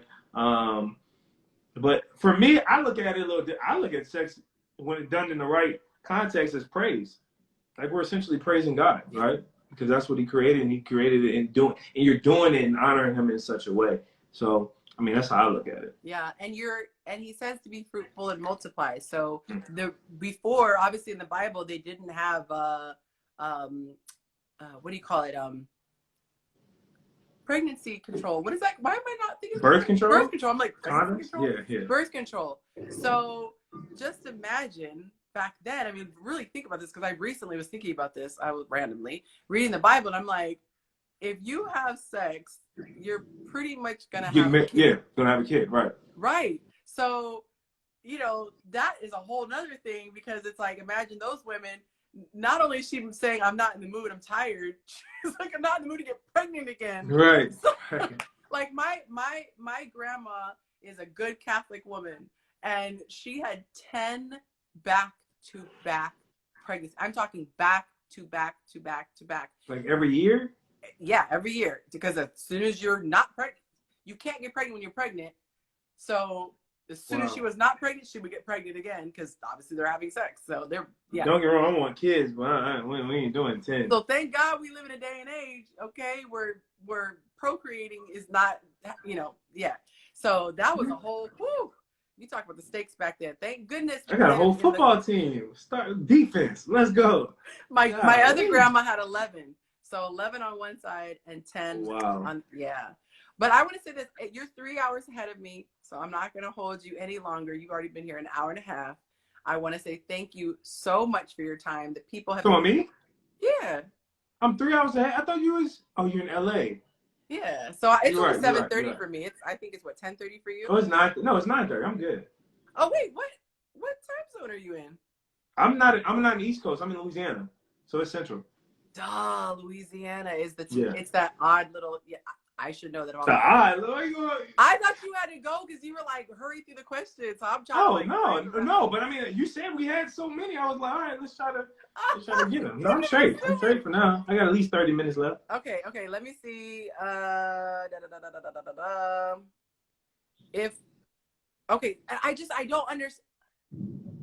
don't understand this question. I'm so sorry. I know you typed it twice. If a godly husband will have to give his life for you, she cannot wait for him abstinent. I'm so sorry, but I don't understand. I would assume that both of you are waiting. So if you understand that, jump in. But I do want to answer the other question. There was another question that said, do you have advice for, I think it said walking the walk. Let me go back. It says, do's and don'ts of staying on this walk. I definitely want to get into this before we close. Okay. I would say for me, as somebody, for the women who are not abstinent, gotcha. Yeah, you shouldn't even be messing with those women, in my opinion, because that's too difficult. Okay. As somebody who was raised in the church, I was raised in the church. Parents were believers. Like, I'm talking every time the radio was on, it was either a sermon or worship music. Like, super saved church. Saved household. Got saved when I was 8 years old. It was not until I was in my 30s at a crisis point, rock bottom, contemplating suicide, let me just really paint the picture, that I finally even asked for an encounter with God. Wow. To be honest, it didn't even occur to me to ask for it because from what I understood, I got my ticket. I said my prayer of salvation. I got my ticket into heaven, so I'm good. Yeah. And I didn't have a terrible life. I had a pretty coasting life, good parents, leave it to Beaver, June Cleaver type of mom, great dad, graduated high school, graduated college, got married, had the 2 kids. Like, I had a great life.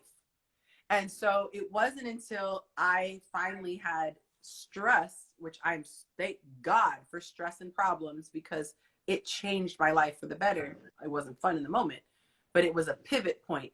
But at that time, and I'm going somewhere with this, when I had so much pain and I was like, I'm not going to get hooked on drugs to cope. I'm not going to get alcohol. I'm not going to do all that stuff. And medication just made me balloon up like 60 pounds, which that was horrible. But I had a moment where I said, God, if you are real, which I know you are, I'm going to need to feel you because this whole, I just believe in my head, this is not getting me through the night. I'm not getting through. I don't know how much longer I can do this without losing the rest of my marbles. So when I began to ask and earnestly seek, he says, seek and you shall find, knock and the door will be open unto you. Ask and it shall be given unto you. I pleaded with him. I begged. I was like the lady crawling through the crowd, just going, if I could just touch the hem of his garment. I came with an energy and a fervor. And the only thing I knew to do was to read my Bible because I said, that's the only thing close enough to hearing his voice. So I'm not going to lie. I really didn't know what I was doing, what I was expecting. I just knew this wasn't it and I couldn't do it. And I don't know anything else. So that's when I, 7 years ago, started getting up at 4:30 in the morning. I would come downstairs to my kitchen table and I would sit there and I would read. I read until I felt better. It took me it took me 2 weeks, approximately 2 weeks before I actually felt something. What it was I felt the depression lift. I felt the spirit of heaviness come away. My situation and circumstance did not change one bit, but suddenly I felt this peace that all these old time saints were talking about. Suddenly I would cry when I would listen to worship songs because it meant something to me. And I was like, oh, this is the experience everybody has been talking about. And I always felt like I was missing out. There is a difference between punching your ticket. I get to go to heaven when I die, smelling like smoke. You smelling like the flames of hell. But you got in because you're on the list. There's a difference between that bare minimum and what Christopher was talking about when you are sold out for Christ. You are walking in your purpose. He says, jump. You say, Daddy, how high? And he says, well done, my good and faithful servant. You better enter in. That is a huge disparity. Those 2 points. So if you want to know how to walk this walk, you better get your spiritual bread. You better give us this day our daily bread. There is a reason the word is daily. daily. There is nutrition that happens in the spirit realm that you cannot see. But I imagine it like the manna just floating down. Every morning when I come to God, I imagine, I put my hands out. I put my hands out and I say, God, fresh anointing, let it fall on me. Stir up this gift, Father God. Stir up this gift. Fall on me. And I read. I don't understand how reading a book with words on it somehow translates to what happens this. I don't get it, but it strengthens my spiritual muscles. I don't understand how pulling a bar down over my head makes my muscles in my body get stronger, but that's what the trainer says, so we keep doing it. You don't need to understand how it works, but you understand that it does work. You read that Bible, and when you open that Bible, you say, God, help me to understand. Open the eyes of my understanding. Open the eyes, because only the Spirit can understand what the Spirit is saying. Just like someone speaking Chinese can only understand someone else who's speaking Chinese. You have to be able to ask him. And you can even ask him this: Lord, please help me to not be distracted. Please help me to even wake up in time to not be distracted. Please help me to not have my mind go off, because, you know, all these other things will happen. But you got to read daily until it starts to feel like something. And you got to thank him daily. You got to come with a spirit of gratitude. Oh my God, thank you for waking me up this morning. Thank you that both my legs work. Thank you that my heart beats. Thank you I'm not sitting in a hospital bed somewhere. Thank you that my children, once you get to that list, you start to realize all the things you have to be grateful for, and something starts to happen. And then as you begin to read that book, you start to see what he's telling you to do. And as you start to realize what you're supposed to be doing, you start feeling convicted when you're not doing it. But now, because you're daily bed, you actually have the power to abstain from whatever it is. And then you start to operate in the gifts of the Spirit: love, joy, peace, patience. So that's my best advice on saying, how do you walk this walk? Otherwise, you're going to be like that person who's just trying to willpower it, white knuckle it, hold your breath and try not to sin every single day. You can't maintain that. Right, you can't. And it might work for a while, right? A little bit. Because you know, the discipline and stuff will be good in X, Y, and Z, but there's a point, I feel like, in every person's life, or every believer's life especially, where, you know, you read the Bible and in theory you understand everything, right? Like in intellectually you understand the Bible and X, Y, and Z and stuff like that. But there's a point, there's a moment, and you just said it like with you, there's a point when you experience God, right? And I mean, I say that's the part when you really kind of like take off, right? Because like you've had an experience, God. That's why, like, for me, ain't nobody can tell me God ain't real. Ain't nobody can tell me all these other religions and stuff is like, oh, this is real, this is real. Nah, man, miss me with all that. I've talked to this man, and he's spoken back to me. The creator of everything that we see, I've talked to this man, and he speaks back to me. I know this person, right? People ask, oh, how you know God? I know I have a real relationship with him, right? And when you have that, I don't need to entertain anything else. From Buddha to Joseph Smith to all, whatever it is, right? Man, you can miss me with that, right? And I'm going to be sold up and I'm going to stand firm in it, right? I'm not going to be shy or be like, oh, well, you know, they can worship this. Nah, this is the real God. And if you don't believe it, if we're being honest, if you don't believe it, I know where you're going, right? And that's a sad truth that everybody doesn't really want to say, but Jesus said either he was a liar or he was the truth, right? He said, nobody gets to the Father except through me, right? So that either saying he's the only way or he was lying, there's multiple ways, right? It can't be both. There's no subjective truth, right? So I met this person. I know this person. I had that experience with God, right? And for me, I love it when I hear other believers finally have that experience, right? Because it's just like, man, that's it. Like you got it, right? Like you on a whole different level now, right? And I love it. I love it. I love it. I love it. So just to hearing like you in that experience, man, that's the goal. That is literally the goal. And that's why I do what I do, right? Don't get me wrong, being absent and doing all this and X, Y, and Z. Man, the goal of everything that I do, everything you see on my social media and all that, is to get more people to have that experience, right? Because once you have that experience with God, man, your whole life's going to change. And the generations behind you is going to change, right? And like you said, when you start experiencing God in certain ways, now your kids going to be like, oh, that's what he talked. He talked to Dad, and that just happened. Like he talked to God. And it just starts clicking for them. So when they get into life happens, right, they're going to be like, well, my dad did this. So I'm gonna try this and I'm gonna do it. And then, okay, he said, keep doing it. Okay, I'm gonna keep doing it. I'm gonna keep doing it. Seek and you shall find. And then God's gonna reveal himself. And now it's gonna be like, oh, this stuff is real. My daughter, And then it takes off. she tried it out. She's so cute. Because, like, you can't tell her nothing now. Yeah. Because it's so cute. I told her when she turned 10, I said, okay, you ready for the conversation? She was okay. And I said, look, we don't talk about this because not everyone can handle this. I said, we got superpowers. She was like, Thanks. I said, we do. I said, and we had just finished watching like a superhero show. You know, I said, you know, they don't run around in their costume all day because, you know, people can't handle that. I said, but we got access to the creator of the universe. And I said, every one of us has certain gifts. Like my gift might be different from your gift, whoop de whoop de whoop, but we all come together. So I said, Mom, every day we go out there and I use my superpowers. And she was, whoa. So I remember this. She knows not to interrupt me while I'm having my morning time. This one day I didn't get up at 4:30, so she was up. So it was probably like 6:37. She's getting ready for school.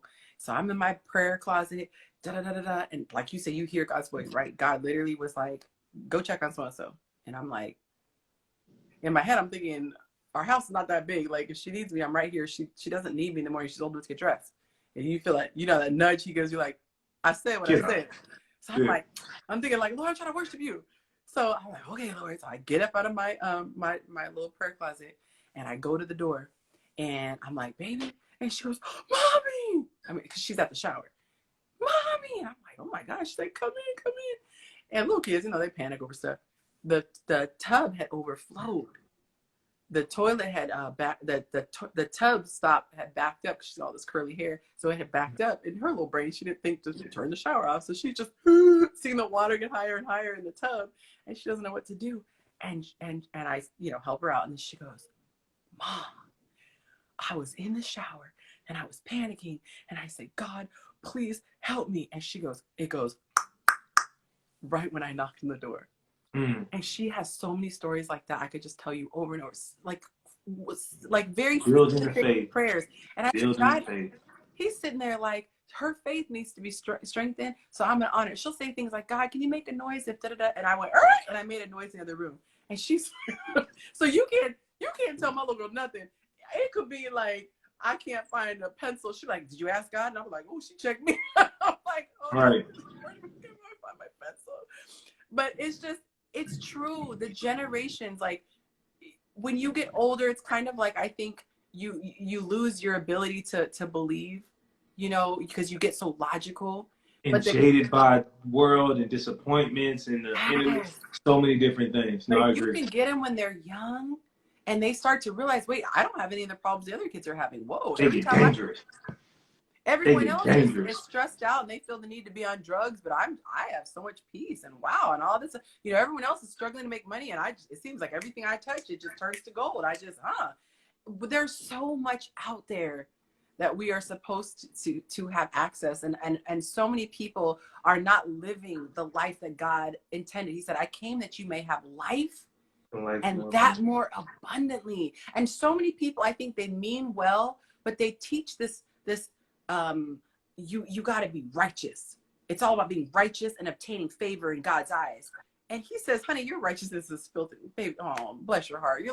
We can't earn God's love. So all these people have gotten it confused, and they think it's about checking off a list and making sure you have a clean rap. You don't have a rap sheet.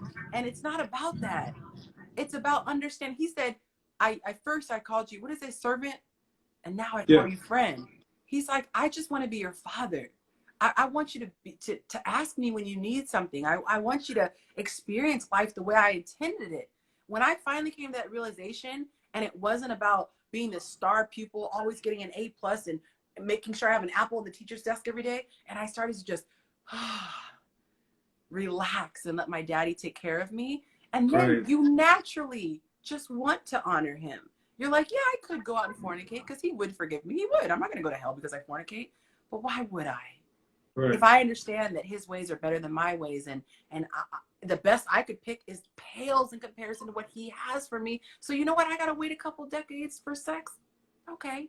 Well, it's not even decades because you're not having sex for 10 anyway. So it's really like, what, maybe 18 to, you know, so it's just, it's, you know. No, I agree. Yeah. I don't know yeah. why I got on that tangent, but I get No, fired you know, up. when the spirit takes over, we just gotta roll with it. So I'm with it. Love it. I've been in a relationship for 10 years and my walk with God has changed in the past 3 years and I want to wait till we get married. What advice would you give me and my fiance? My first question is, what does he think about that? Because that's a whole situation. Right. I would say first have that conversation with him, right? Y'all got to make sure y'all on the same page. You can't just be, you know, keeping that to yourself because he's not aware and X, Y, and Z. And to be honest, you know, I'll be praying for y'all that y'all moving in the right direction, right? So God is working on him as he's working on you. So when y'all meeting, it's like, oh, I was thinking the same thing. Oh, let's do this. And it just works, right? But I can really see how difficult, you know, if both people are not on that same page, how it can be very difficult. I will say this, don't compromise though. Like do and I understand your fiance, do not compromise. If God is telling you to do something, if God is telling you to hold out or whatever, and that other person is not with that, man, stand firm in that because God is going to honor it. Now, I'm not saying it might, I don't know what God's going to bring to that, right? Anything can happen, but I can guarantee you, if you honor God and then be obedient in what he's calling you to do, man, his blessings is going to just overflow in your life. He's not. And when you get to this point where you have so much trust, like the reason why we don't trust God is because we haven't had enough experience with him. So it's like a trust fall. The first time it's scary, but if you become a gymnast and like this is what you do every single day, you travel the world with your partner and like you could do it in your sleep. It becomes easier the more he proves himself to you. It's really scary just the first few times. After a while, you start to see what God can do. You start to get super bold. Were you gonna object?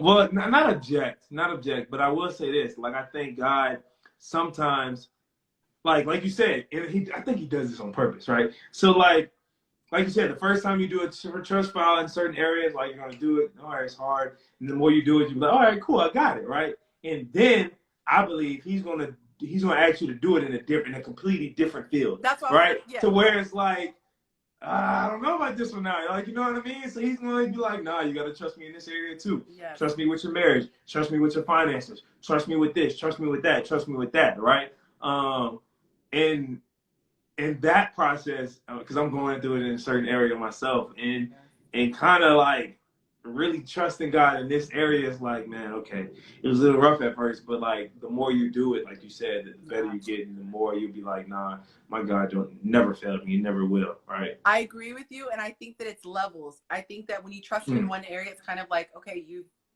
strengthen that muscle group.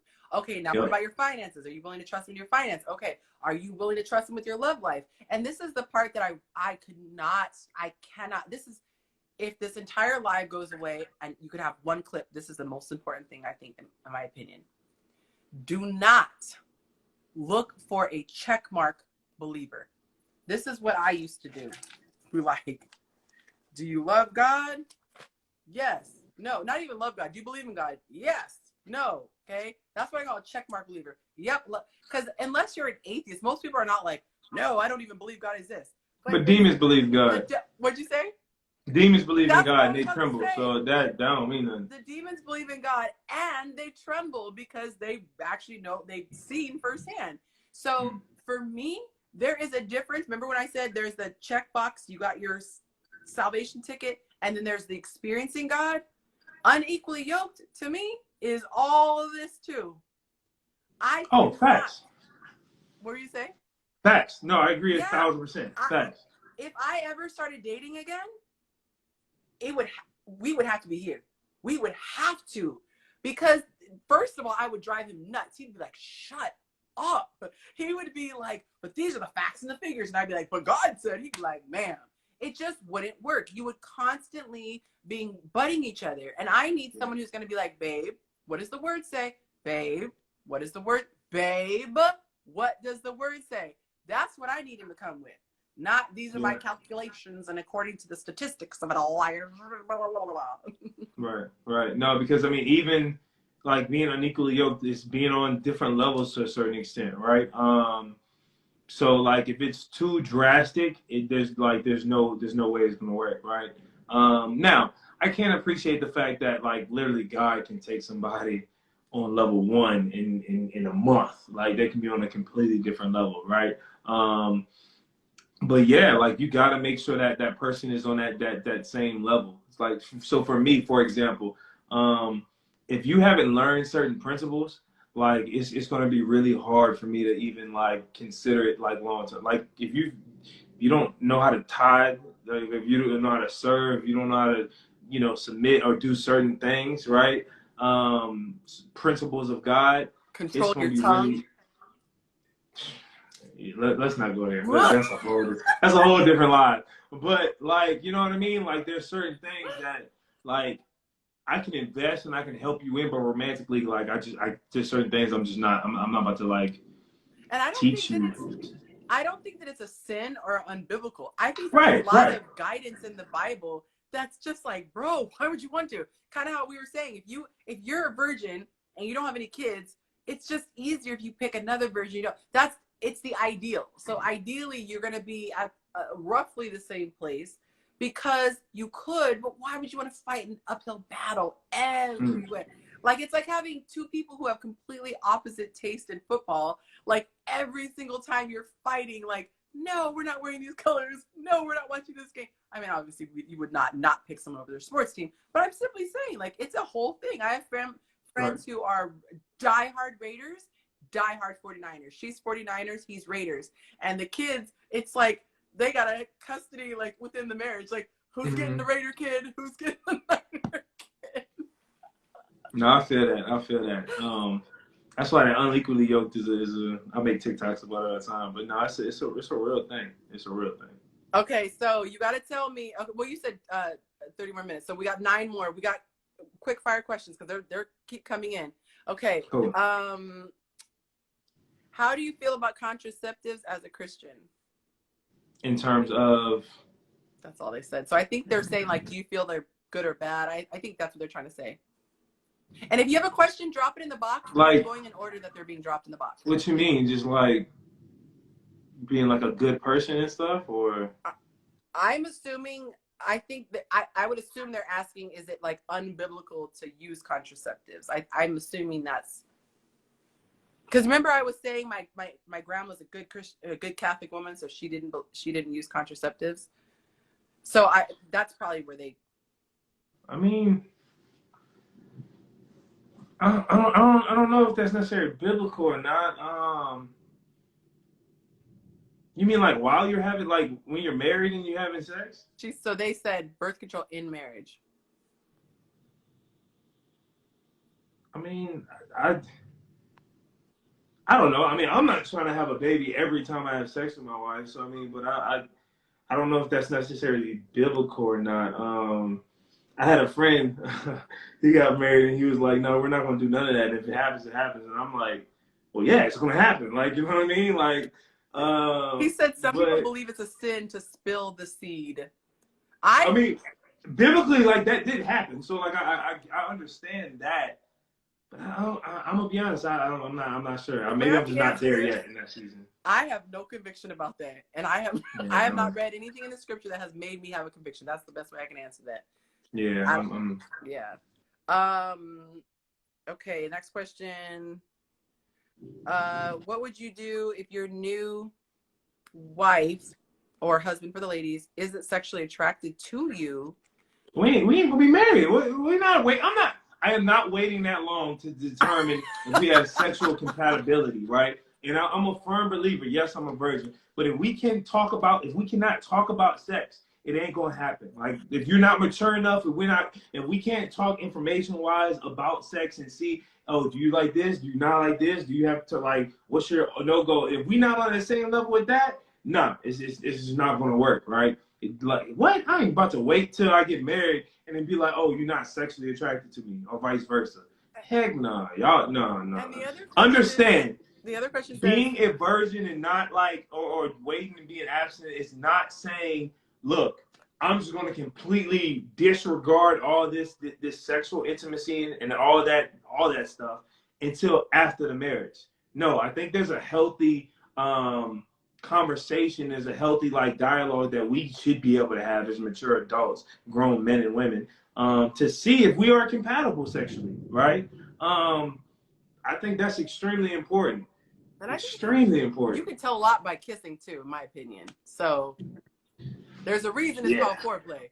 But I will say this, the other half of his question was if they don't want to have sex, marriage. But if you're saying they don't want to have sex because they're not sexually attracted, refer to his answer.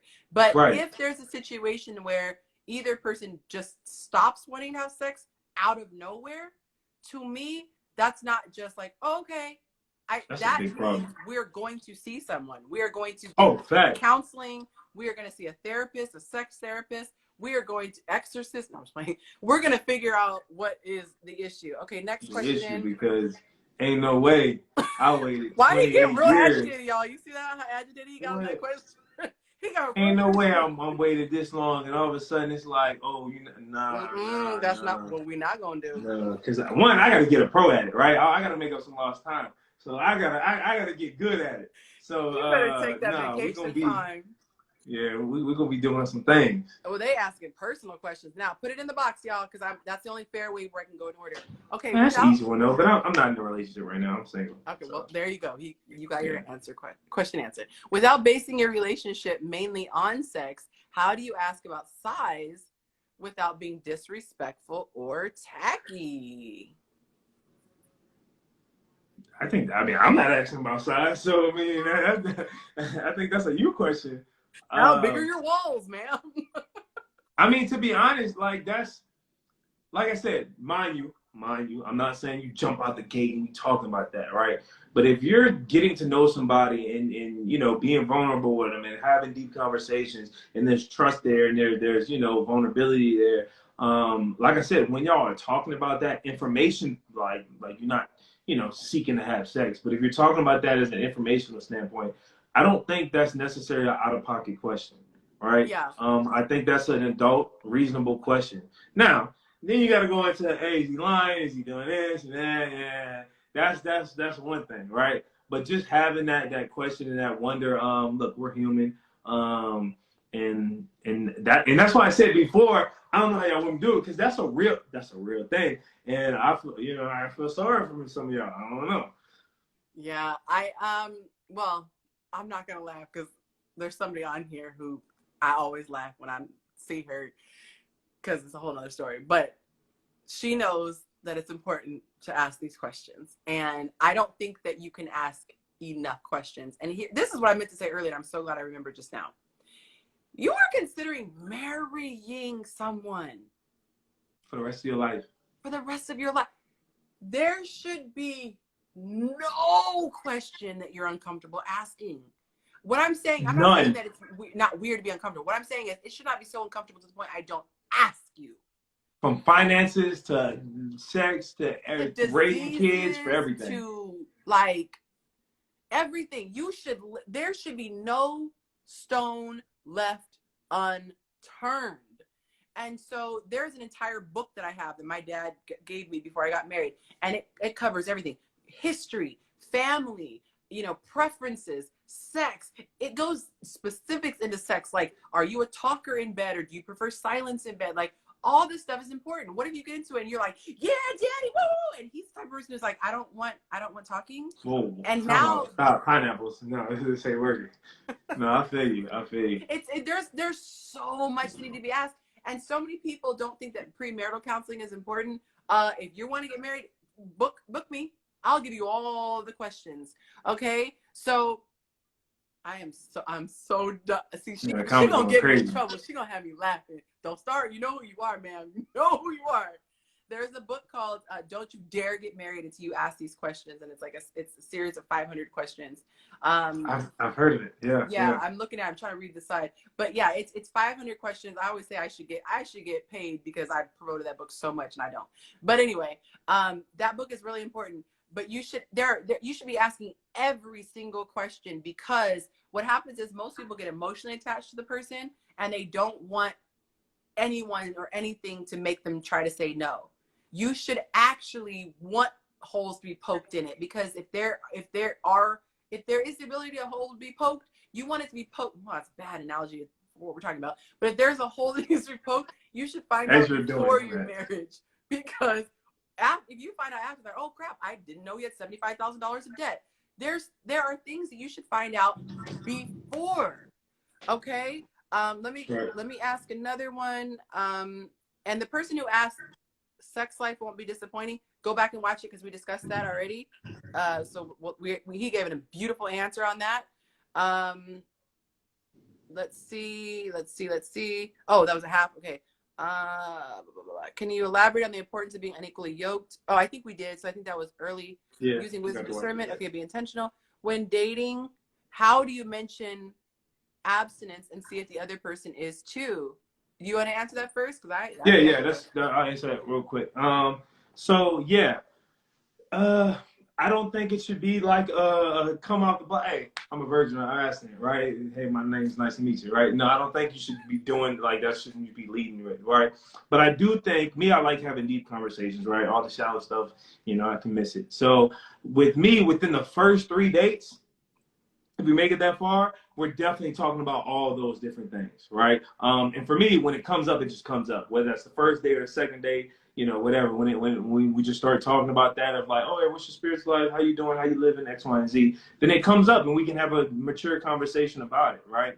I don't think you necessarily need to say it just on like immediately, because you don't know the person. You don't know if you like the person. You don't know if you're invested. You don't know if it's going to be nothing. You have no idea, right? So get to know the person and see. But I say within 3 days, because you don't want to get overly invested and then find out, oh, no, they expecting this or they want to do this X, Y, and Z, right? So I say within that first or third date, just talk about deep conversations in general, and see if y'all are on the same level in all those different aspects, to be honest.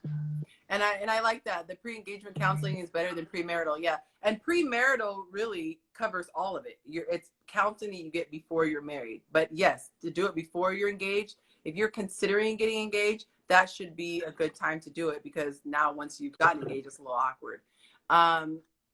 She is really trying to make me sort at me.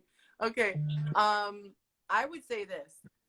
When there were questions that were really big deal breakers for me, I was very careful at how I brought it up. I brought it up extremely vaguely. So I would be like, hey, what are your thoughts on intimacy? Like, I will keep it so vague, because I like to let that person just show their cards. And so the person will either be like, oh, I like to at least wait for 3 dates, and so they don't change based on your response first. So I'm letting them speak. Oh, at least 3 dates. I'm not in a rush. I can wait, 6 months. I'm like, oh, okay. Boom. You already know your answer. They're not. I have to bring up abstinence. So a lot of times, especially as women, if you sit back and just let them talk, because dudes will talk. Oh, they'll let you know. They'll let you know about it. Yeah. But that's with me too, right? So like, if you let me talk, which I'm sure women have before, I'm gonna say that, right? And then you're gonna know the answer, right? So yeah, it works. I definitely. All right, we got one more question. Do we have one more? All right, let me pick a really good one, because there's 4 more. All right. They said, is it the motion of the ocean or the size of the boat? Goodbye. Okay, we're going to limit. That depends on the woman, I guess. All right, so this is what I'm going to do. I'm going to let you pick out of these 2. All right. Okay. Oh, actually, no, we already answered this one. So we're actually down to 1 now. Okay, because I realized you had the answer. Perfect. Okay. Thoughts on some men and women who say that vasectomies are a sin or unbiblical? And that's the last question. So if you guys submit any more, we are not going to be able to answer them. So we've been at it for 2 hours, y'all. Why would it be a sin, though? I mean, I don't think I've ever heard that, though. I mean, well, people are saying it to waste the seed. So right. But I don't think I've ever heard that as being a sin. I don't know. I mean, I mean, certain things. Look, I mean, there's not like necessarily a blueprint of like everybody kind of knowing that experience. Some things you got to just take to God, right, and kind of ask and see if He gives you kind of conviction on it. I don't think I'll ever. Hopefully, I'll never have to worry about that situation, right? But nah, that's something you just personally have to ask God and hope and have Him lead you. Because I mean, me, I have no idea. Yeah. He hasn't told me that answer. And I actually agree that I am gifted like you. I do ask those questions. My deal breaker questions, I don't even wait to the first date. just because I don't even want to waste my time. She said church people govern people's bedrooms too much. You better say that, friend. You better say that. So that's one thing. I hope I'm whoever I marry. The more I'm kind of just living. I don't know. I never been married or nothing, but I do want to be a little more open with certain aspects of my marriage, because I feel like the Christians that do have thriving and great marriages, I feel like they're closed off. And look, I respect it, I understand, but it allows us as like outside and people just watching to not know all those things, because all the information we get is from the world or culture, and it's like, oh, this is a bad relationship, he cheated on this person, or this happened, or that happened. You don't see, man, like a man and woman loving God and doing the right thing and being outspoken and saying, no, this is how it's supposed to happen. This is what you can do. You know what I mean? So I hope, God willing, like, I can be a lot more vocal and open about that. So, the younger next generation and people can be like, no, this is how it's supposed to do. This is how it's supposed to look, and X, Y, and Z. Because, man, people are thirsting for God's way, right? The right way of how to like do that and stuff like that. So, you got to be careful, but I mean, hey. Maybe there's a way that you can do stuff anonymously. Like, I'm not even trying to be funny, but when they do those interviews and some people don't want their identity to be shown, and it's like the side profile. But I really do I think that's why a lot of stuff isn't talked about, because they do want to keep certain things intimate, and you don't want your person to know, like, oh, my wife is a freak or whatever the case may be. But maybe there's a way to do things anonymously, because I totally agree. I think there's a lot of stuff that we don't talk about, especially the Christian community, and it makes people just assume. So I did say that was the last question, but there's one that's really juicy. So I know you have to jump off. All right, let's get it. We got one more. Oh, you gonna say it? Okay, because I'm might as well here. We might as well do it solo. Okay, if you gonna say it, even better. Okay. Okay, so now y'all can't just keep dropping questions, because I'll be tempted to answer. This is the last one. We're gonna do a part two. I might stay on. You can leave, but I might stay on. Okay, I'm not promising anything. Okay, but one person random. Are you Nigerian? Well, we'll just quickly. No. Okay, he's not. All right. So, what happens if you? This is the one that was interesting. What happens if you're with a man who insists on being intimate, even when you don't want to, and he forces it? Okay, so I'm assuming this is husband, and this is why I hope so. Right. So I want to say, it's going to be pretty brief, I think, what I'm going to say. This is why, obviously, this doesn't help if you're already with him, you're already married. But I want to say this for the people who are not married. Character is the most important thing to look at. Not the bank account, not all. Those are things that can change. Character is the root of who that person is. So even if you're abstaining and you've never had a sexual encounter, so you don't know how he is, I guarantee you that personality feature is going to surface in some other way. Agreed. You're going to tell him you don't like a certain joke, and he's going to keep doing it. You're going to say you don't like certain foods, he's going to trick you into eating it. You're going to see somebody who violates your boundaries. You don't have to wait until you get into a physical situation to recognize these qualities. That's why when a lot of people ask me certain questions, I'm like, I'm sure this came up somewhere in the dating process. So that is definitely red flags. Yeah, that's definitely a deeper issue. But to acknowledge the person who did ask, and I really hope this is a hypothetical, not your situation, but the Bible says that your body belongs to your spouse. However, nobody should be abusing another person. So if you feel like you are physically being violated, I would recommend going to somebody. I mean, that's the best advice I give. I would recommend, if that person does not take no for an answer, I would recommend going to somebody and seeing what your options are, because that seems like a scary thing. If I say no to someone and I'm forced against my will, and this is why I always want to make sure I'm careful to explain it. You are not supposed to withhold for reasons that we listed earlier. That does not give the man the right to force it upon you. God doesn't even do that. God is God, and he doesn't force his will upon you. So that's why I wanted to answer that before we. No, I feel you. co-signed everything you just said. Yeah. No. And the other question went away. I don't know if I accidentally deleted that and see the other one. So I think that's a good wrapping point. Thank you guys for your questions. These were really, really, really good questions that you guys submitted. Thank you to everyone. Honestly, this is one of the most poppin' group. Last week I think it was 2 weeks ago, we had the most poppin' chat on YouTube that I'd ever had, and this is Instagram's most poppin' chat. You guys were really, really, really lit. So it makes it fun for us. At least I'll speak for myself. It makes it fun for me when everyone is so engaged and part of the conversation. So thank you to you for being on here. No problem. I appreciate you for allowing me to come on your platform. I really appreciate that. I know you don't have to do that, and I don't take it lightly at all. But yeah, I just want to kind of end in prayer, and then it could be a wrap. Okay, perfect. God, we just come to you and say thank you, God. Thank you, God, for another day, another opportunity to just enjoy the life that you have blessed us with, God. God, we understand the importance and the responsibility you've blessed us with to have influence. We pray that we just continue to honor and lead and be a light in this dark world in everything that we do, God. God, we pray that you just continue to touch and move through us, that the ears that's heard everything that we said, God, that you would just use and permeate through everything that we said tonight, God. God, we thank you for your blessings, everything you have done, everything you're currently doing, everything that you will do. In Matthew 18:19, you said, where two or more touch and agree on anything in this earth, that it shall be done, God. So right now we come in agreement, and we pray that this blesses every ear that hears it, God, that they will just continue to seek you more and more, and that they continue to build their relationship with you, God. So God, we thank you for this time. God, we pray that we should continue to become the man and woman that you've designed us to be. In Jesus' name that we pray. Amen. Awesome. And I hate to add anything after the prayer, because I usually like to end with the prayer, but is there anything you want to plug before you go?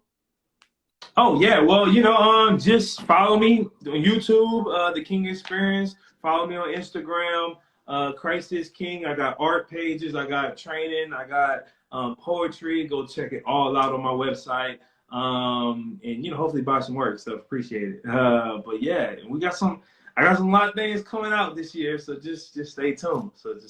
Okay, perfect. So it takes me a second to post the live because I have to put the title and all that junk. So if you guys wait like 2 minutes, if you didn't catch his name, which by the way, you can just hit that little V and it'll pop up right now. You can actually follow him right now before we get off. But otherwise, just wait, give it like 2 minutes. I'll post everything and he's going to be tagged in this live stream. So you have that. Follow him if you're not doing that already. And when you go to his page, I'm sure he has links to all the other names. So thank you so much. I'm going to give them just a little bit about what's coming up for me. You're welcome to pop off if you want. You just click the X if you want to go. Gotcha. But thank you so much for being here. No problem. Awesome, guys? We're doing it again. So Yay! Okay, I don't want to make you commit, but I'm taking that. No, it's all good. I'm right here. Thank you. See y'all later. Okay, thank you so much. All right, guys. So really, really quick, if you are not on my email list yet, you have a couple more hours because I'm not going to do it till the morning. Hold on, let me readjust this. Make sure you get on my email list, because the biggest thing that I'm dropping, and I've been doing this for 7 years, the biggest thing I'm dropping is coming down the pipeline tomorrow. And it's going to be for everyone who's already on my list. So you're going to get up tomorrow and you're going to see my post, and I'm going to say, guys, check your inbox. If you're not on the list before that, you won't have it in your inbox. So make sure you get on the list tonight before you go to bed.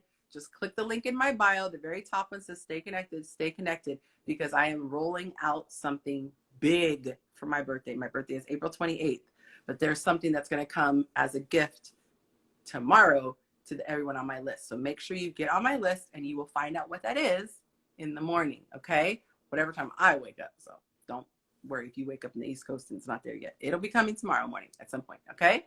So make sure you guys get on that list.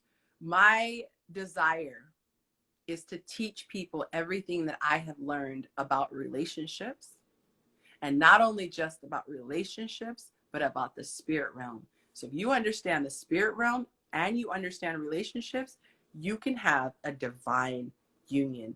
Who doesn't want a divine union? That's what we call a hashtag relationship goals. Okay. For real, for real.